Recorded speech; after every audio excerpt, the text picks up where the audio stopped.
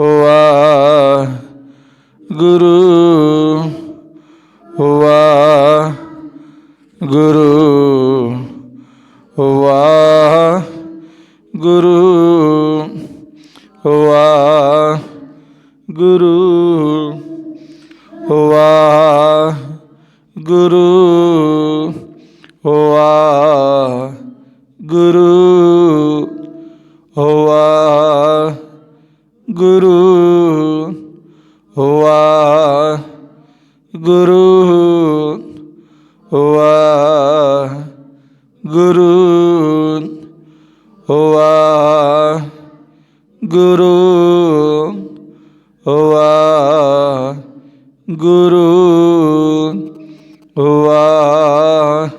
ਵਾਹਿਗੁਰੂ ਵਾਹਿਗੁਰੂ ਵਾਹਿਗੁਰੂ ਨਾਮ ਜਹਾਜ ਹੈ ਚੜ੍ਹੇ ਸਬੁਤਰੇ ਪਾਰ ਜੋ ਸ਼ਰਧਾ ਕਰ ਸੇਵੰਦੇ ਗੁਰੂ ਪਰਮ ਉਤਾਰਨ ਹਾਰ ਵਾਹਿਗੁਰੂ ਨਾਮ ਜਹਾਜ ਹੈ ਚੜ੍ਹੇ ਸਬੁਤਰੇ ਪਾਰ ਜੋ ਸ਼ਰਧਾ ਕਰ ਸੇਵੰਦੇ ਗੁਰੂ ਪਰਮ ਉਤਾਰਨ ਹਾਰ ਵਾਹਿਗੁਰੂ। ਵਾਹਿਗੁਰੂ ਜੀ ਕਾ ਖਾਲਸਾ ਵਾਹਿਗੁਰੂ ਜੀ ਕੀ ਫਤਿਹ। ਧੰਨ ਹੈ ਗਰੀਬ ਨਿਵਾਜ ਸੱਚੇ ਪਾਤਸ਼ਾਹ। ਏਕ ਓੰਕਾਰ ਸਤਿਨਾਮ ਕਰਤਾ ਪੁਰਖ ਨਿਰਭਉ ਨਿਰਵੈਰ ਅਕਾਲ ਮੂਰਤ ਅਜੂਨੀ ਸੈਭੰ ਗੁਰ ਪ੍ਰਸਾਦ ਜਪ ਸੱਚ ਜਗਾਦ ਸੱਚ ਹੈ ਪੀ ਸੱਚ ਨਾਨਕ ਹੋਸੀ ਪੀ ਸੱਚ ਸੋਚੈ ਸੋਚ ਨਾ ਹੋਵੀ ਜੇ ਸੋਚੀ ਲਖਵਾਰ ਚੁਪੈ ਚੁਪ ਨਾ ਹੋਵੀ ਜੇ ਲਾਏ ਰਹਾਲ ਅਵਤਾਰ ਭੁਖਿਆ ਭੁਖ ਨਾ ਉਤਰੀ ਜੇ ਬੰਨਾ ਪੁਰੀਆਂ ਪਾਰ ਸਹਿ ਸਿਆਣਪਾਂ ਲੱਖ ਹੋਵੈ ਤਾਂ ਇੱਕ ਨ ਚੱਲੇ ਨਾਲ ਕਿਵ ਸਚਾਰਾ ਹੋਈਐ ਕਿਵ ਕੂੜੇ ਟੁੱਟੇ ਪਾਲ ਹੁਕਮ ਰਜਾਈ ਚੱਲਣਾ ਨਾਨਕ ਲਿਖਿਆ ਨਾਲ ਤੇਰਾ ਕੀਤਾ ਜਾਤੋ ਨਾਹੀ ਮੈਨੂੰ ਜੋਗਿਕ ਤੋਈ ਮੈਂ ਨਿਰਗੁਣ ਆਰੇ ਕੋ ਗੁਣ ਨਾਹੀ ਆਪੇ ਤਰਸ ਪਿਓਈ ਤਰਸ ਪਿਆ ਮਹਿ ਰਾਮਤ ਹੋਈ ਸਤਿਗੁਰ ਸੱਜਣ ਮਿਲਿਆ ਨਾਨਕ ਨਾਮ ਮਿਲੇ ਤਾਂ ਜੀਵਾ ਤਨ ਮਨ ਧੀਵੇ ਹਰਿਆ ਗੁਰ ਸਤਿਗੁਰ ਕਾਜੂ ਸਿੱਖ ਅਕਾਏ ਸੋ ਪੜ ਕੇ ਉਠ ਹਰਿ ਨਾਮ ਤੇ ਆਵੈ ਉਦਮ ਕਰੇ ਪੜ ਕੇ ਪਰਵਾਤੀ ਇਸਨਾਨ ਕਰੇ ਅੰਮ੍ਰਿਤ ਸਰਨਾਵੈ ਉਪਦੇਸ਼ ਗੁਰੂ ਹਰ ਹਰ ਜਪ ਜਾਪੇ ਸਭ ਕਿਲ ਵਿਖ ਪਾਪ ਦੋਖ ਲੈ ਜਾਵੈ ਫਿਰ ਚੜੀ ਦਿਵਸ ਗੁਰਬਾਣੀ ਗਾਵੈ ਬਹਿੰਦਿਆਂ ਉੱਠਦਿਆਂ ਹਰ ਨਾਮ ਤੇ ਆਵੈ ਜੋ ਸਾਸ ਗਰਾਸ ਤੇ ਆਏ ਹਰ ਹਰ ਸੋ ਗੁਰ ਸਿੱਖ ਗੁਰੂ ਮਨ ਪਾਵੈ ਜਿਸਨੋ ਦਿਆਲ ਹੋਵੇ ਮੇਰਾ ਸਮਾਮੀ ਤਿਸ ਗੁਰ ਸਿੱਖ ਗੁਰੂ ਉਪਦੇਸ਼ ਸੁਣਾਵੈ ਜਨ ਨਾਨਕ ਤੋੜ ਮੰਗੇ ਤਿਸ ਗੁਰ ਸਿੱਖ ਕੀ ਜੋ ਆਪ ਜਪੈ ਅਵਰੈ ਨਾਮ ਜਪਾਵੈ ददे दोष न देऊ किसा, दोष कर्मा अपनिया, जो मैं किया सो मैं पाया, दोष न दीजै अवर जना, जिन्नी नाम ते आया, गए मशक्कत काल, नानक ते मुखी उजलै, केती छुट्टी नाल, जिन्नी नाम ते आया, गए मशक्कत काल, नानक ते मुखी उजलै, केती छुट्टी नाल। वाहिगुरू। ਧੰਨ ਧੰਨ ਧੰਨ ਸਾਹਿਬ ਸ੍ਰੀ ਗੁਰੂ ਗ੍ਰੰਥ ਸਾਹਿਬ ਮਹਾਰਾਜ ਜੀ ਦੀ ਅੰਮ੍ਰਿਤਮਈ ਬਾਣੀ। ਧੁਰ ਕੀ ਬਾਣੀ ਆਈ ਤਿੰਨ, ਸਗਲੀ ਚਿੰਤ ਮਿਟਾਈ, ਜੁਗੋ ਜੁਗ ਅਟਲ। ਧੰਨ ਧੰਨ ਸਾਹਿਬ ਸ੍ਰੀ ਗੁਰੂ ਗ੍ਰੰਥ ਸਾਹਿਬ ਮਹਾਰਾਜ ਜੀ ਦੀ ਅੰਮ੍ਰਿਤਮਈ ਬਾਣੀ ਦੀ ਲਗਾਤਾਰ ਗੁਰੂ ਸ਼ਬਦ ਵਿਚਾਰ ਚੱਲਦੀ ਆ ਰਹੀ ਹੈ। ਆਓ ਗੁਰਮੁਖ ਪਿਆਰੋ, ਗੁਰੂ ਸਵਾਰਿਓ, ਸਤਿਗੁਰ ਸੱਚੇ ਪਾਤਸ਼ਾਹ ਸਾਡੇ 'ਤੇ ਹਰ ਰੋਜ਼ ਦੀ ਤਰ੍ਹਾਂ ਕਿਰਪਾ ਕਰਨ। ਅੱਜ ਵੀ ਅਸੀਂ ਗੁਰੂ ਦੇ ਸ਼ਬਦੀ ਵਿਚਾਰ ਕਰਨ ਦੀ ਕੋਸ਼ਿਸ਼ ਕਰੀਏ। ਵਿਚਾਰ ਕਰਕੇ ਗੁਰੂ ਦਾ ਸ਼ਬਦ ਆਪਣੇ ਹਿਰਦਿਆਂ 'ਚ ਵਸਾਈਏ, ਗੁਰੂ ਵਾਲੇ ਬਣ ਜਾਈਏ। ਗੁਰੂ ਦੀ ਮੱਤ ਦੇ ਅਨੁਸਾਰ ਸਤਿਗੁਰੂ ਸੱਚੇ ਪਾਤਸ਼ਾਹ ਸਰਹਿੰਦੀ ਦੁਨੀਆ 'ਤੇ ਸਾਡੇ ਤੋਂ ਇਸ ਤਰ੍ਹਾਂ ਦੇ ਕਾਰੋਬਾਰ, ਇਸ ਤਰ੍ਹਾਂ ਦੇ ਕਾਰ ਵਿਹਾਰ, ਇਸ ਤਰ੍ਹਾਂ ਦੇ ਕਰਮ ਕਰਵਾਉਣ ਜੋ ਕਿ ਪਰਮਾਤਮਾ ਨੂੰ ਚੰਗੇ ਲੱਗਣ, ਤਾਂ ਕਿ ਸਾਡਾ ਮਿੱਟੀ ਦਾ ਪੁਤਲਾ ਪਾਪੀ ਹਿਰਦਾ ਗੁਰੂ ਚਰਨਾਂ ਜੁੜ ਕੇ ਸੰਸਾਰ 'ਤੇ ਆਇਆ ਸਫਲ ਹੋ ਜਾਵੇ। ਆਓ ਗੁਰਮੁਖ ਪਿਆਰੋ, ਗੁਰੂ ਸਵਾਰਿਓ, ਧੰਨ ਧੰਨ ਸਾਹਿਬ ਸ੍ਰੀ ਗੁਰੂ ਗ੍ਰੰਥ ਸਾਹਿਬ ਮਹਾਰਾਜ ਜੀ ਦੀ ਅੰਮ੍ਰਿਤਮਈ ਬਾਣੀ ਵਿੱਚ ਆਸਾ ਦੀ ਵਾਰ ਜੋ ਲਗਾਤਾਰ ਗੁਰਬਾਣੀ ਦੀ ਵਿਚਾਰ ਚੱਲਦੀ ਆ ਰਹੀ ਹੈ, ਜਿਸ ਵਿੱਚ ਧੰਨ ਧੰਨ ਸਾਹਿਬ ਸ੍ਰੀ ਗੁਰੂ ਨਾਨਕ ਦੇਵ ਮਹਾਰਾਜ ਅਤੇ ਧੰਨ ਧੰਨ ਸਾਹਿਬ ਸ੍ਰੀ ਗੁਰੂ ਅੰਗਦ ਦੇਵ ਮਹਾਰਾਜ, ਜਿਨ੍ਹਾਂ ਦੇ ਮਖਾਰ ਬਿੰਦ ਵਿੱਚੋਂ ਗੁਰਬਾਣੀ ਚਾਰਨ ਕੀਤੀ ਗਏ, ਉਹ ਆਪਾਂ ਗੁਰਬਾਣੀ ਦੀ ਵਿਚਾਰ ਕਰਦੇ ਆ ਰਹੇ ਹਾਂ। ਅੱਜ ਦਾ ਸ਼ਬਦ ਜੋ ਕਿ ਪੌੜੀ ਦੇ ਰੂਪ ਵਿੱਚ ਹੈ, ਪਹਿਲਾਂ ਆਪਾਂ ਸ਼ਬਦ ਜਿਹੜੇ ਪੜ੍ਹੇ ਨੇ ਜਿਸ ਦੇ ਵਿੱਚ 4 ਸ਼ਬਦ ਧੰਨ ਧੰਨ ਸਾਹਿਬ ਸ੍ਰੀ ਗੁਰੂ ਅੰਗਦ ਦੇਵ ਮਹਾਰਾਜ ਜੀ ਦੇ ਸਨ, ਔਰ ਇੱਕ ਸ਼ਬਦ ਆਪਾਂ ਗੁਰੂ ਨਾਨਕ ਦੇਵ ਮਹਾਰਾਜ ਸੱਚੇ ਪਾਤਸ਼ਾਹ ਦਾ ਪੜ੍ਹਿਆ ਔਰ ਵਿਚਾਰ ਕੀਤੀ। ਅੱਜ ਪੌੜੀ ਹੈ, ਪੌੜੀ ਦੇ ਪ੍ਰਥਾएं ਪਰਮਾਤਮਾ ਦੀ ਉਸਤਤ ਗੁਰੂ ਸਾਹਿਬਾਨਾਂ ਨੇ ਔਰ ਸਾਨੂੰ ਕੀ ਸਮਝਾਉਣਾ ਕੀਤਾ ਹੈ। ਆਓ ਗੁਰਮੁਖ ਪਿਆਰੋ, ਗੁਰੂ ਸ਼ਬਦ ਵਿਚਾਰ ਤੋਂ ਪਹਿਲਾਂ ਆਪਾਂ ਗੁਰਬਾਣੀ ਪਾਠ ਪੜ੍ਹ ਲਈਏ, ਤਾਂ ਕਿ ਗੁਰੂ ਦੇ ਸ਼ਬਦ ਦੀ ਸਾਨੂੰ ਚੰਗੀ ਤਰ੍ਹਾਂ ਸਮਝ ਲੱਗ ਜਾਵੇ, ਸਾਡੀ ਸਮਝ ਵਿੱਚ ਗੁਰੂ ਦਾ ਸ਼ਬਦ ਪੈ ਜਾਵੇ। ਆਓ ਗੁਰਮੁਖ ਪਿਆਰੋ, ਗੁਰੂ ਸਵਾਰਿਓ, ਗੁਰਬਾਣੀ ਨਾਲ ਜੁੜੀਏ। ਸਤਨਾਮ ਸ਼੍ਰੀ ਵਾਹਿਗੁਰੂ ਸਾਹਿਬ ਜੀ। ਪੌੜੀ ਚਾਕਰ ਲੱਗੇ ਚਾਕਰੀ, ਜੇ ਚੱਲੇ ਖਸਮੇ ਪਾਏ, ਹੁਰਮਤ ਤਿਸਨੋ ਅਗਲੀ, ਉਹ ਵਜੋ ਭੈ ਦੂਣਾ ਖਾਏ। ਚਾਕਰ ਲੱਗੈ ਚਾਕਰੀ, ਜੇ ਚੱਲੇ ਖਸਮੈ ਪਾਏ, ਹੁਰਮਤ ਤਿਸਨੋ ਅਗਲੀ, ਉਹ ਵਜੋ ਪੈ ਦੂਣਾ ਖਾਏ। ਖਸਮੇ ਕਰੇ ਬਰਾਬਰੀ, ਫਿਰ ਗੈਰਤ ਅੰਦਰ ਪਾਏ, ਵਜੋ ਗਵਾਏ ਅਗਲਾ ਮੋਹੇ, ਮੋ ਪਾਣਾ ਖਾਏ। ਜਿਸ ਦਾ ਦਿੱਤਾ ਖਾਵਣਾ, ਤਿਸ ਕਹੀਐ ਸਬਾਸ, ਨਾਨਕ ਹੁਕਮ ਨਾ ਚੱਲੀ, ਨਾਲ ਖਸਮ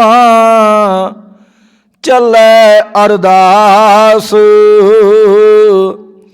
ਜਿਸ ਦਾ ਦਿੱਤਾ ਖਾਵਣਾ, ਤਿਸ ਕਹੀਐ ਸਬਾਸ, ਨਾਨਕ ਹੁਕਮ ਨਾ ਚੱਲੀ, ਨਾਲ ਖਸਮ ਚੱਲੈ ਅਰਦਾਸ। ਵਾਹਿਗੁਰੂ। ਧੰਨ ਧੰਨ ਧੰਨ ਸਾਹਿਬ ਸ੍ਰੀ ਗੁਰੂ ਗ੍ਰੰਥ ਸਾਹਿਬ ਮਹਾਰਾਜ ਜੀ ਦੀ ਅੰਮ੍ਰਿਤਮਈ ਬਾਣੀ, ਜੋ ਕਿ ਧੰਨ ਧੰਨ ਸਾਹਿਬ ਸ੍ਰੀ ਗੁਰੂ ਅੰਗਦ ਦੇਵ ਮਹਾਰਾਜ ਔਰ ਗੁਰੂ ਨਾਨਕ ਦੇਵ ਮਹਾਰਾਜ ਦੇ ਮੁਖਾਰਬਿੰਦ ਵਿੱਚ ਉਚਾਰਨ ਕੀਤੀ ਗਈ ਹੈ।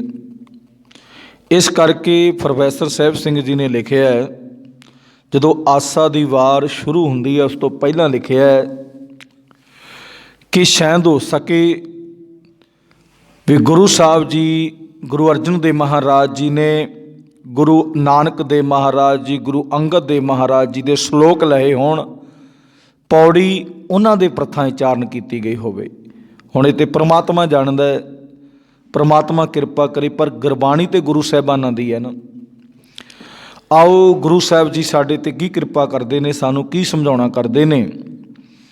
ਗੁਰੂ ਸ਼ਬਦ ਵਿਚਾਰ ਨਾਲ ਜੁੜੀਏ ਤੇ ਪ੍ਰਮਾਤਮਾ ਅੱਗੇ ਅਰਦਾਸ ਬੇਨਤੀ ਪ੍ਰਾਰਥਨਾ ਕਰਿਆ ਕਰੀਏ ਕਿ ਸੱਚੇ ਪਾਤਸ਼ਾਹ ਕਰਦੇ ਕਿਰਪਾ, ਗੁਰਬਾਣੀ ਸਾਡੇ ਹਿਰਦਿਆਂ ਦੇ ਵਿੱਚ ਵਸ ਜਾਵੇ, ਸਾਡਾ ਜੀਵਨ ਗੁਰਬਾਣੀ ਨਾਲ ਜੁੜ ਜਾਵੇ। ਇਹ ਗੁਰੂ ਪਰਮਾਤਮਾ ਪਰਮੇਸ਼ਰ ਅੱਗੇ ਅਰਦਾਸ ਬੇਨਤੀ ਪ੍ਰਾਰਥਨਾ ਕਰਿਆ ਕਰੀਏ। ਸਤਿਗੁਰੂ ਸੱਚੇ ਪਾਤਸ਼ਾਹ ਸਾਡੇ ਤੇ ਕਿਰਪਾ ਕਰ ਦੇਣ। ਆਓ ਗੁਰਮੁਖ ਪਿਆਰੋ, ਗੁਰੂ ਸਵਾਰਿਓ, ਸਤਿਗੁਰੂ ਸੱਚੇ ਪਾਤਸ਼ਾਹ ਸਾਡੇ ਤੇ ਕਿਰਪਾ ਕਰ ਦੇਣ।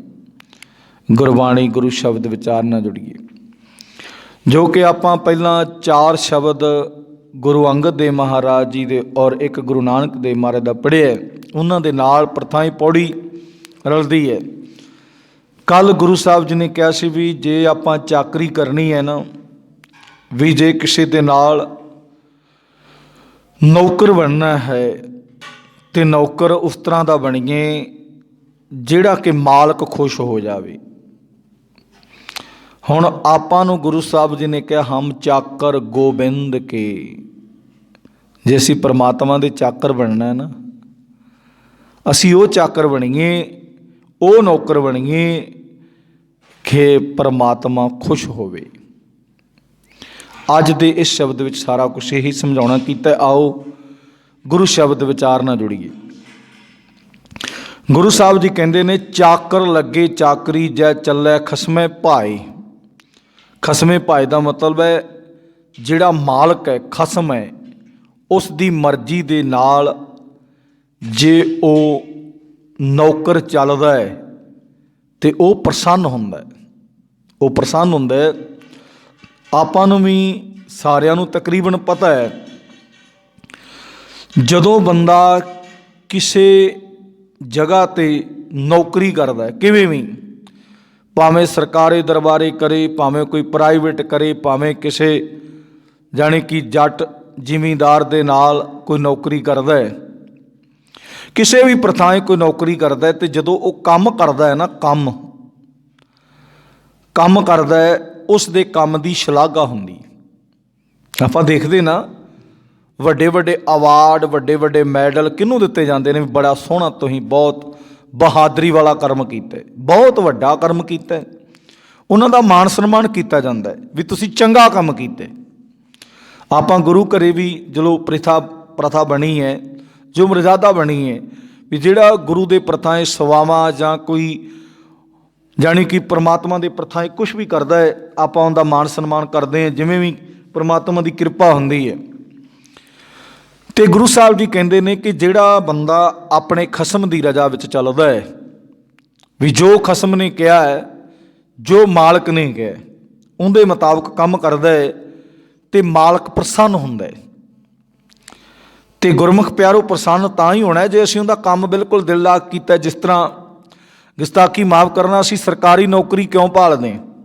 ਸਾਰੇ ਨਹੀਂ ਇਸ ਤਰ੍ਹਾਂ ਦੇ ਹੁੰਦੇ, ਬਹੁਤ ਇਸ ਤਰ੍ਹਾਂ ਦੇ ਗੁਰਮੁਖ ਪਿਆਰੇ ਹੁੰਦੇ ਨੇ ਜਿਹੜੇ ਸਰਕਾਰੀ ਨੌਕਰੀ ਕਰਦੇ ਨੇ, ਦਿਲ ਲਾ ਕੇ ਕੰਮ ਕਰਦੇ ਨੇ, ਦ੍ਰਿੜ ਨਿਸ਼ਚੇ ਦੇ ਨਾਲ ਦਿਲ ਲਾ ਕੇ ਕੰਮ ਕਰਦੇ ਨੇ ਕਿ ਭਾਈ ਸਾਨੂੰ ਨੌਕਰੀ ਮਿਲੀ ਹੈ, ਪ੍ਰਮਾਤਮਾ ਨੇ ਕਿਰਪਾ ਕੀਤੀ ਹੈ। ਅਤੇ ਬਹੁਤਾ ਤਾਂ ਗੁਸਤਾਖੀ ਮਾਫ ਕਰਨਾ, ਨੰਬਰ 1 'ਤੇ ਤਾਂ ਕੰਮ ਘੱਟ ਕਰਨਾ, ਨੰਬਰ 2 ਤੇ ਲੁੱਟ ਖਸੁੱਟ। ਸਰਕਾਰੀ ਥਾਂ ਵੀ ਲੁੱਟ ਖਸੁੱਟ ਦਾ ਮਤਲਬ ਵੀ ਨੌਕਰੀ ਤੇ ਬਹਿ ਗਿਆ, ਕੁਰਸੀ ਤੇ ਬਹਿ ਗਿਆ ਤੇ ਭਾਈ ਕੰਮ ਤੇ ਮੈਂ ਤਾਂ ਕਰਾਂਗਾ ਜੇ ਮੈਨੂੰ ਰਿਸ਼ਵਤ ਮਿਲੇ। ਕੰਮ ਤਾਂ ਮੈਂ ਤਾਂ ਕਰਾਂਗਾ ਜੇ ਮੈਨੂੰ ਰਿਸ਼ਵਤ ਮਿਲੇ। ਬਹੁਤ ਐਸੇ ਨੇ, ਬਹੁਤ ਘੱਟ ਨੇ ਜਿਹੜੇ ਕਹਿੰਦੇ ਨਾ ਬਈ ਪ੍ਰਮਾਤਮਾ ਨੇ ਸਾਡੇ ਤੇ ਕਿਰਪਾ ਕੀਤੀ। ਸਾਡੇ ਵਰਗੇ ਬਹੁਤ ਤੁਰੇ ਫਿਰਦੇ ਨੇ, ਸਾਡੇ ਵਰਗੇ ਬਹੁਤ ਤੁਰੇ ਫਿਰਦੇ ਨੇ ਜਿਹਨਾਂ ਨੂੰ ਨੌਕਰੀਆਂ ਨਹੀਂ ਮਿਲੀਆਂ, ਨੌਕਰੀਆਂ ਨੂੰ ਤਰਸਦੇ ਫਿਰਦੇ ਨੇ। ਤੇ ਜੇ ਸਾਨੂੰ ਪ੍ਰਮਾਤਮਾ ਨੇ ਨੌਕਰੀ ਦੇ ਦਿੱਤੀ ਤੇ ਜਿਸ ਕੁਰਸੀ ਤੇ ਅਸੀਂ ਬੈਠੇ ਆ, ਇਹ ਪ੍ਰਮਾਤਮਾ ਦੇ ਪ੍ਰਥਾਏ ਕੁਰਸੀ ਚੱਲੇ। ਜੇ ਪ੍ਰਮਾਤਮਾ ਨੇ ਸਾਨੂੰ ਕਲਮ ਦੇ ਦਿੱਤੀ, ਕਲਮ ਮਤਲਬ ਪੈਨ ਦੇ ਨਾਲ ਅਸੀਂ ਕੁਝ ਕਰਨਾ ਹੈ, ਇਹ ਪੈਨ ਪ੍ਰਮਾਤਮਾ ਦੇ ਪ੍ਰਥਾਏ ਚੱਲੇ। ਵੀ ਸਾਰਾ ਕੁਝ ਜਾਣੀ ਕਿ ਆਪਣੇ ਫਰਜ਼ ਨੂੰ ਸਮਝਦਾ ਹੋਇਆ ਉਹ ਕਰਦਾ ਹੈ ਤੇ ਮਾਲਕ ਖੁਸ਼ ਹੁੰਦਾ ਹੈ। ਪ੍ਰਮਾਤਮਾ ਜਿਸ ਡਿਪਾਰਟਮੈਂਟ ਦੇ ਵਿੱਚ ਉਹ ਕੰਮ ਕਰਦਾ ਹੈ, ਜਿਸ ਡਿਪਾਰਟਮੈਂਟ ਦੇ ਵਿੱਚ ਕੰਮ ਕਰਦਾ, ਪਿੱਛੇ ਨਾ ਇੱਕ ਬੈਂਕ ਦੇ ਵਿੱਚ ਗਏ, ਉੱਥੇ ਨਾ ਬੜੇ ਅਵਾਰਡ ਲੱਗੇ। ਇੱਕ ਜਿਹੜਾ ਨੌਕਰੀ ਕਰਦਾ ਸੀ ਨੁਮਾਇੰਦਾ, ਉਹਦੇ ਬੜੇ ਅਵਾਰਡ ਲੱਗੇ ਸੀ। ਕਹ ਵੀ ਇਹ ਬੜਾ ਕਿਰਪਾ ਇਹਦੀ ਤੇ ਮਾਲਕ ਦੀ। ਉਹ ਕਹਿੰਦੇ ਭਾਈ ਵੀ ਹਰ ਸਾਲ ਜਦੋਂ ਸਾਡਾ ਇਹ ਬੈਂਕ ਦਾ ਦਿਨ ਆਉਂਦਾ ਨਾ, ਬੈਂਕ ਦੇ ਜਦੋਂ ਵੀ ਬੈਂਕ ਹੋਈ ਸੀ, ਪ੍ਰਮੋਟ ਹੋਈ ਸੀ, ਬੈਂਕ ਜਦੋਂ ਆਈ ਉਹਦੀ ਸਾਲਗਿਰਾ ਮਨਾਉਂਦੇ ਨੇ, ਵੀ ਸਾਲ ਬਾਅਦ ਦਿਨ ਮਨਾਉਂਦੇ ਨੇ। ਕਹਿੰਦੇ ਵੀ ਇਸ ਬੰਦੇ ਨੂੰ ਹਰ ਸਾਲ ਜਿਹੜਾ ਸਾਡਾ ਉੱਚਾ ਡਿਪਾਰਟਮੈਂਟ ਹੈ, ਜਿਹਦੇ ਤੋਂ ਅਸੀਂ ਇਹ ਚੱਲਦੀ ਅੱਗੇ ਸਾਖਾ ਸਾਡੀ, ਉਹ ਕਹਿੰਦੇ ਵੀ ਉਹਨਾਂ ਤੋਂ ਰਿਹਾ ਨਹੀਂ ਜਾਂਦਾ। ਕਿਉਂਕਿ ਕੰਮ ਵੇਖ ਕੇ ਇਸ ਕਰਮਚਾਰੀ ਦਾ ਕੰਮ ਵੇਖ ਕੇ ਇਹਨੂੰ ਅਹੁਦਾ ਵੀ ਉੱਚਾ ਦਿੱਤਾ ਹੋਇਆ ਹੈ, ਔਰ ਇਹਦਾ ਮਾਨ ਸਨਮਾਨ ਹਰ ਸਾਲ ਕਰਦੇ ਨੇ। ਕਿਉਂ ਕਰਦੇ ਨੇ? ਕਹਿੰਦੇ ਵੀ ਇਹ ਦਿਨ ਪੁਰ ਰਾਤ ਲਗਨ ਦੇ ਨਾਲ ਕੰਮ ਕਰਦਾ ਹੈ, ਬਹੁਤ ਸੋਹਣੇ ਤਰੀਕੇ ਨਾਲ। ਜਿੱਥੇ ਵੀ ਅਸੀਂ ਕੰਮ ਕਰਦੇ ਹਾਂ, ਕਿਸੇ ਵੀ ਫੀਲਡ 'ਚ ਕੰਮ ਕਰਦੇ ਹਾਂ ਅਸੀਂ, ਭਾਵੇਂ ਸਰਕਾਰੀ ਦਰਬਾਰੇ ਕਰਦੇ ਹਾਂ। ਜਿਵੇਂ ਹੁਣ ਕਿਸੇ ਮੰਤਰੀ ਦੀ ਡਿਊਟੀ ਲੱਗ ਗਈ, ਪ੍ਰਮਾਤਮਾ ਨੇ ਉਹਨੂੰ ਮੰਤਰੀ ਬਣਾ ਦਿੱਤਾ, ਪ੍ਰਮਾਤਮਾ ਨੇ ਬਣਾਇਆ। ਤਪੋਂ ਰਾਜ ਤੇ ਰਾਜੋਂ ਨਰਕ, ਇਹ ਕਿਵੇਂ ਬਣਦਾ ਹੈ? ਜੇ ਤਪ ਕਰਕੇ ਪ੍ਰਮਾਤਮਾ ਨੇ ਕਿਰਪਾ ਕੀਤੀ, ਉਹਨੂੰ ਰਾਜਾ ਬਣਾ ਦਿੱਤਾ, ਰਾਜਾ ਬਣਾ ਦਿੱਤਾ। ਜੇ ਤਾਂ ਉਹਨੇ ਰਾਜ ਬਿਲਕੁਲ ਸਹੀ ਕੀਤਾ ਵੀ ਮੇਰਾ ਆਹ ਫਰਜ਼ ਬਣਦਾ ਹੈ, ਮੈਂ ਪ੍ਰਜਾ ਦਾ ਰਾਜਾ ਹੈ, ਪ੍ਰਜਾ ਨੇ ਮੈਨੂੰ ਰਾਜਾ ਬਣਾਇਆ ਪ੍ਰਮਾਤਮਾ ਦੀ ਕਿਰਪਾ ਸਦਕਾ। ਤੇ ਜੇ ਤਾਂ ਸਹੀ ਕੰਮ ਕਰਦਾ ਹੈ ਤਾਂ ਲੋਕ ਵੀ ਉਹਦੀ ਸ਼ਲਾਘਾ ਕਰਦੇ ਨੇ, ਔਰ ਲੋਕ ਵੀ ਉਹਨੂੰ ਵਾਰ-ਵਾਰ ਕਹਿੰਦੇ ਵੀ ਆਹ ਬਹੁਤ ਸੋਹਣਾ ਰਾਜਾ ਹੈ। ਜਿਹੜਾ ਰਾਜਾ ਪ੍ਰਜਾ ਨੂੰ ਖਾ ਜੇ, ਜਿਵੇਂ ਸਿਆਣਿਆਂ ਦਾ ਕਹਿਣਾ ਹੈ, ਖੇਤ ਨੂੰ ਵਾੜ ਹੀ ਖਾ ਜਾਵੇ, ਫਿਰ ਤਾਂ ਕੰਮ ਖਰਾਬ ਹੁੰਦਾ ਹੈ ਨਾ। ਤੇ ਗੁਰੂ ਸਾਹਿਬ ਜੀ ਨੇ ਇਸੇ ਤਰੀਕੇ ਨਾਲ ਸਾਨੂੰ ਸਮਝਾਉਣਾ ਕੀਤਾ ਹੈ ਕਿ ਜੇ ਭਾਈ ਤੂੰ ਆਪਣੇ ਮਾਲਕ ਦੀ, ਸਾਡਾ ਫਰਜ਼ ਕੀ, ਅਸੀਂ ਪ੍ਰਮਾਤਮਾ ਨੇ ਸਾਨੂੰ ਬਹੁਤ ਕਿਰਪਾ ਕੀਤੀ, ਮਾਲਕ ਨੇ ਸਾਨੂੰ, ਸਾਡਾ ਜਿਹੜਾ ਜਨਮ ਹੈ ਇਹ ਸਿੱਖਾਂ ਦੇ ਘਰੇ ਹੋਇਆ। ਸਾਡਾ ਜਨਮ ਸਿੱਖਾਂ ਦੇ ਘਰੇ ਪੰਜਾਬ ਦੀ ਧਰਤੀ ਤੋਂ ਹੋਇਆ, ਜਿਹਨੂੰ ਲੋਕ ਸਲਾਮਾਂ ਕਰਦੇ ਨੇ। ਅੱਜ ਦੇਖਦੇ ਨਾ ਆਪਾਂ ਸਾਰੇ ਦੇਸ਼ ਕਿੰਦੀ ਸਲਾਮ ਕਰਦੇ ਨੇ? ਪੰਜਾਬ ਨੂੰ, ਤੇ ਪੰਜਾਬ ਦੀ ਜਵਾਨੀ ਨੂੰ, ਤੇ ਪੰਜਾਬ ਦੇ ਯੋਧਿਆਂ ਨੂੰ ਅੱਜ ਹਰ ਕੋਈ ਬੰਦਾ ਸਲੂਟ ਕਰਦਾ ਹੈ। ਕਿਉਂ ਕਰਦਾ ਹੈ? ਬਾਰਡਰ ਤੇ ਬੈਠੇ ਨੇ, ਉਹਨਾਂ ਨੇ ਦੇਸ਼ ਵਾਸਤੇ ਬੜਾ ਕੁਝ ਕੀਤਾ ਹੈ, ਦੇਸ਼ ਨੂੰ ਬਹੁਤ ਕੁਝ ਦਿੱਤਾ ਹੈ, ਕੁਰਬਾਨੀਆਂ ਕਰਕੇ ਦੇਸ਼ ਯਾਦ ਕਰਵਾਇਆ। ਜ਼ਿਆਦਾਤਰ ਪੰਜਾਬੀਆਂ ਦਾ ਇਹਦੇ ਵਿੱਚ ਪਰਾਕਰਮ ਹੈ। ਉਸ ਤੋਂ ਬਾਅਦ ਦੇਸ਼ ਭੁੱਖਾ ਮਰਦਾ ਸੀ, ਦੇਸ਼ ਭੁੱਖਾ ਮਰਦਾ ਸੀ, ਤੇ ਕਿਸਾਨਾਂ ਨੇ ਦਿਨ ਪੁਰ ਰਾਤ, ਇਹ ਨਹੀਂ ਇਕੱਲਾ ਵੀ ਦਿਨੇ ਹੀ, ਦਿਨ ਤੇ ਰਾਤ ਨੂੰ ਮਿਹਨਤ ਕਰਕੇ ਕਿਸਾਨੀ ਨੂੰ ਪਾਵਰ ਕੀਤਾ। ਅੱਜ ਜਿਹਨੂੰ ਐਡਾ ਵੱਡਾ ਉੱਤੇ ਤਖਤ ਤੇ ਬਿਠਾ ਦਿੱਤਾ, ਉਹੀ ਇਹਨਾਂ ਦਾ ਦੁਸ਼ਮਣ ਬਣ ਗਿਆ, ਉਹੀ ਇਹਨਾਂ ਦਾ ਵੈਰੀ ਬਣ ਗਿਆ। ਗੁਰੂ ਪਰਮਾਤਮਾ ਪਰਮੇਸ਼ਰ ਕਿਰਪਾ ਕਰੇ, ਉਸ ਦੇ ਮਨ ਵਿੱਚ ਵੀ ਹਲਾਉਣਾ ਪਰਮਾਤਮਾ ਹੀ ਮਾਰੇ, ਉਸ ਦੇ ਮਨ ਵਿੱਚ ਵੀ ਹਲਾਉਣਾ ਪਰਮਾਤਮਾ ਹੀ ਮਾਰੇ। ਵੀ ਦੇਖ, ਮੇਰਾ ਇੱਕ ਸਟੇਟ ਹੈ ਜਿਹੜੀ ਸਭ ਤੋਂ ਉੱਤਮ ਕਾਰੋਬਾਰ ਕਰਦੀ ਹੈ, ਸਭ ਤੋਂ ਉੱਚੀ ਸਟੇਟ ਹੈ, ਜਿੰਦੇ ਜਜ਼ਬੇ ਬੜੇ ਨੇ ਉੱਚੇ ਕੰਮ ਕਰਨ ਦੇ, ਉਹਦੇ ਨਾਲ ਮੈਂ ਇਸ ਤਰ੍ਹਾਂ ਦਾ ਨਾ ਕਰਾਂ। ਇਹ ਕਿਤੇ ਪਰਮਾਤਮਾ ਹੀ ਉਹਦੇ ਮਨ ਵਿੱਚ ਵਸੇ ਤੇ ਫਿਰ ਇਹ ਸਿਸਟਮ ਸਹੀ ਹੋ ਸਕਦਾ, ਨਹੀਂ ਤੇ ਵਰਨਾ ਰਿਜ਼ਲਟ ਦੇਖਣਾ ਹੀ ਹੈ। ਜੇ ਕੋਈ ਬੰਦਾ ਹੱਕਾਂ ਵਾਸਤੇ, ਉਹਨੂੰ ਫਿਰ ਕੁਛ ਨਾ ਕੁਛ ਕਰਨਾ ਪੈਂਦਾ ਹੈ। ਸਾਡੇ ਗੁਰੂ ਸਾਹਿਬਾਨਾਂ ਨੇ ਤਾਂ ਪਹਿਲਾਂ ਕਿਹਾ ਵੀ ਸ਼ਾਂਤੀ ਬਣਾਈ ਰੱਖੋ, ਜਦੋਂ ਕੋਈ ਫਿਰ ਆਣ ਕੇ ਉੱਪਰ ਵਾਰ ਕਰੇ, ਅੱਗੇ ਹਮਲਾ ਕਰੇ, ਫਿਰ ਪਿੱਛੇ ਨਹੀਂ ਟਲਣਾ। ਤੇ ਗੁਰੂ ਪਰਮਾਤਮਾ ਪਰਮੇਸ਼ਰੀ ਕਿਰਪਾ ਕਰੇ ਵੀ ਇਹੋ ਜਿਹੇ ਹਾਲਾਤ ਨਾ ਬਣਨ ਦੇਣ।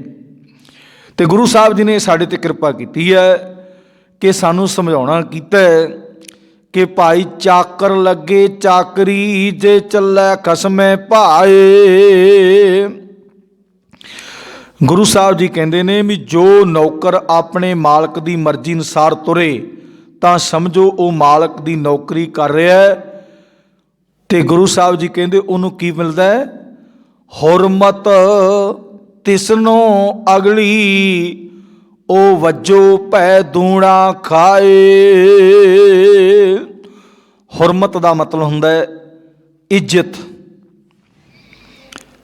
ਅਗਲੀ ਬਹੁਤੀ, ਤੇ ਵਜੋ ਦਾ ਮਤਲਬ ਹੈ ਤਨਖਾਹ, ਰੋਜ਼ੀਨਾ ਵਜੀਫਾ ਵੀ ਜ਼ਿਆਦਾ ਮਿਲਦਾ ਹੈ। ਆਹ ਨਾ ਦੇਖਣਾ ਗੁਰਮੁਖ ਪਿਆਰੋ, ਪ੍ਰਾਈਵੇਟ ਸੈਕਟਰ ਵੀ ਜੋ ਹੋਰ ਵੀ ਕਈ ਬੜੇ ਰੌਲਾ ਪਾਉਂਦੇ ਨੇ। ਸਰਕਾਰ ਕਈ ਵਾਰ ਜੇ ਤੇ ਪਰਮਾਤਮਾ ਦੀ ਕਿਰਪਾ ਹੋ ਜਾਵੇ ਇੱਕ ਤਨਖਾਹ ਦੇ ਨਾਲ ਕਈ ਅਲਾਉਂਸ ਦੇ ਦਿੰਦੀ, ਤਨਖਾਹ ਦੇ ਨਾਲ ਇੱਕ ਜਾਣੀ ਕਿ ਫੈਸਿਲਿਟੀ ਸੁਵਿਧਾਵਾਂ ਦੇ ਦਿੰਦੀ ਹੈ। ਉਹਨੂੰ ਡੀਏ ਕਿਹਾ ਜਾਂਦਾ ਹੈ, ਮਹਿੰਗਾਈ ਭੱਤਾ। ਵੀ ਜਿਵੇਂ ਜਿਵੇਂ ਮਹਿੰਗਾਈ ਵੱਧਦੀ ਹੈ ਉਵੇਂ ਉਹਨਾਂ ਨੂੰ ਨਾਲ ਅਲਾਉਂਸ ਦਿੱਤਾ ਜਾਂਦਾ ਹੈ। ਤੇ ਗੁਰਮੁਖ ਪਿਆਰਿਓ, ਪਰਮਾਤਮਾ ਸਾਡੇ ਤੇ ਕਿਰਪਾ ਕਰੇ। ਗੁਰੂ ਸਾਹਿਬ ਜੀ ਕਹਿੰਦੇ ਵੀ ਜੇ ਤੂੰ ਹੁਰਮਤ ਤਿਸਨੋਂ ਅਗਲੀ, ਉਹ ਵਜੋ ਭੈ ਦੂਣਾ ਖਾਏ। ਉਸ ਮਾਲਕ ਦੀ ਨੌਕਰੀ ਤੂੰ ਬਿਲਕੁਲ ਸਹੀ ਤਰੀਕੇ ਦੇ ਨਾਲ ਕਰ ਰਿਹਾ ਹੈ, ਸੱਜੇ ਢੰਗ ਦੇ ਨਾਲ, ਬਿਲਕੁਲ ਵਫਾਦਾਰੀ ਨਾਲ। ਵੀ ਮੈਨੂੰ ਨੌਕਰੀ ਮਿਲ ਗਈ ਹੈ, ਮੈਂ ਸੋਹਣੇ ਤਰੀਕੇ ਨਾਲ, ਭਾਵੇਂ ਸਰਕਾਰੀ ਹੋਵੇ ਤੇ ਭਾਵੇਂ ਪ੍ਰਾਈਵੇਟ ਹੋਵੇ, ਵੀ ਭਾਈ ਮੈਂ ਆਪਣੀ ਡਿਊਟੀ ਨੂੰ ਸਮਝ ਕੇ, ਡਿਊਟੀ ਦਾ ਮਤਲਬ ਫਰਜ਼ ਹੈ, ਫਰਜ਼ ਸਮਝਦਾ ਹੋਇਆ ਮੈਂ ਡਿਊਟੀ ਕਰਨੀ ਹੈ, ਬਸ ਬਿਲਕੁਲ ਸਹੀ। ਕਿਸੇ ਵੀ ਖੇਤਰ 'ਤੇ ਹੋਵੇ, ਚਾਹੇ ਕਿਸੇ ਦੀ ਨੌਕਰੀ ਕਰੇ। ਹੁਣ ਬਾਬੇ ਨਾਨਕ ਨੇ, ਆਪਾਂ ਕਹਿੰਦੇ 13 ਤੋਲੀਆਂ, 13 ਕਹਿ ਕੇ ਤੋਲਿਆ ਉਹਨੇ, ਪਰ ਹਿਸਾਬ ਕਿਤਾਬ ਦੇ ਵਿੱਚ ਕੋਈ ਫਲਟ ਨਹੀਂ ਪੈਣ ਦਿੱਤਾ। ਰੱਬ ਦਾ ਦਿੱਤਾ ਸਾਰਿਆਂ ਨੂੰ ਦਿੱਤਾ ਹੈ। ਰੱਬ ਦਾ ਦੁਕਾਨਦਾਰੀ ਜਦੋਂ ਹਿਸਾਬ ਕਿਤਾਬ ਹੋਏ ਲੋਕਾਂ ਨੇ। ਹੁਣ ਅੱਜ ਵੀ ਉਸ ਜਗ੍ਹਾ 'ਤੇ ਆ ਜਾਈਏ।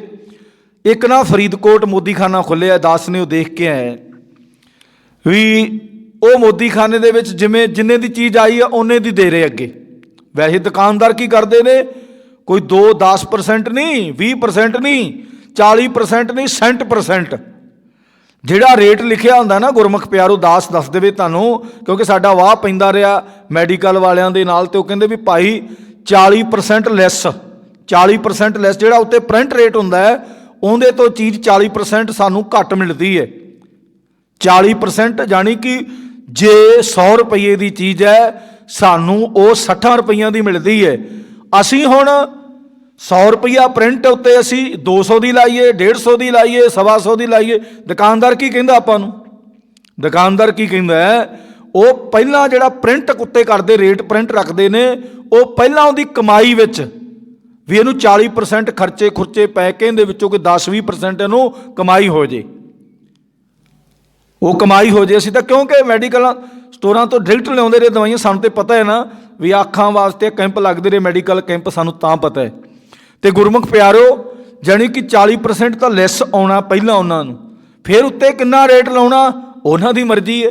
ਉਹ ਕਹਿ ਦਿੰਦੇ ਨਾ ਆਪਾਂ ਨੂੰ ਵੀ ਆਹ ਦੇਖੋ 100 ਰੁਪਏ ਦੀ ਚੀਜ਼ ਹੈ, ਮੈਂ ਤੈਨੂੰ 110 ਦੀ ਲਾ ਦਿੱਤੀ, 10 ਰੁਪਏ ਹੀ ਕਮਾਏ ਹੈ। ਜਿਹੜਾ 40% ਪਿੱਛੋਂ ਲੈਸ ਆਇਆ ਉਹ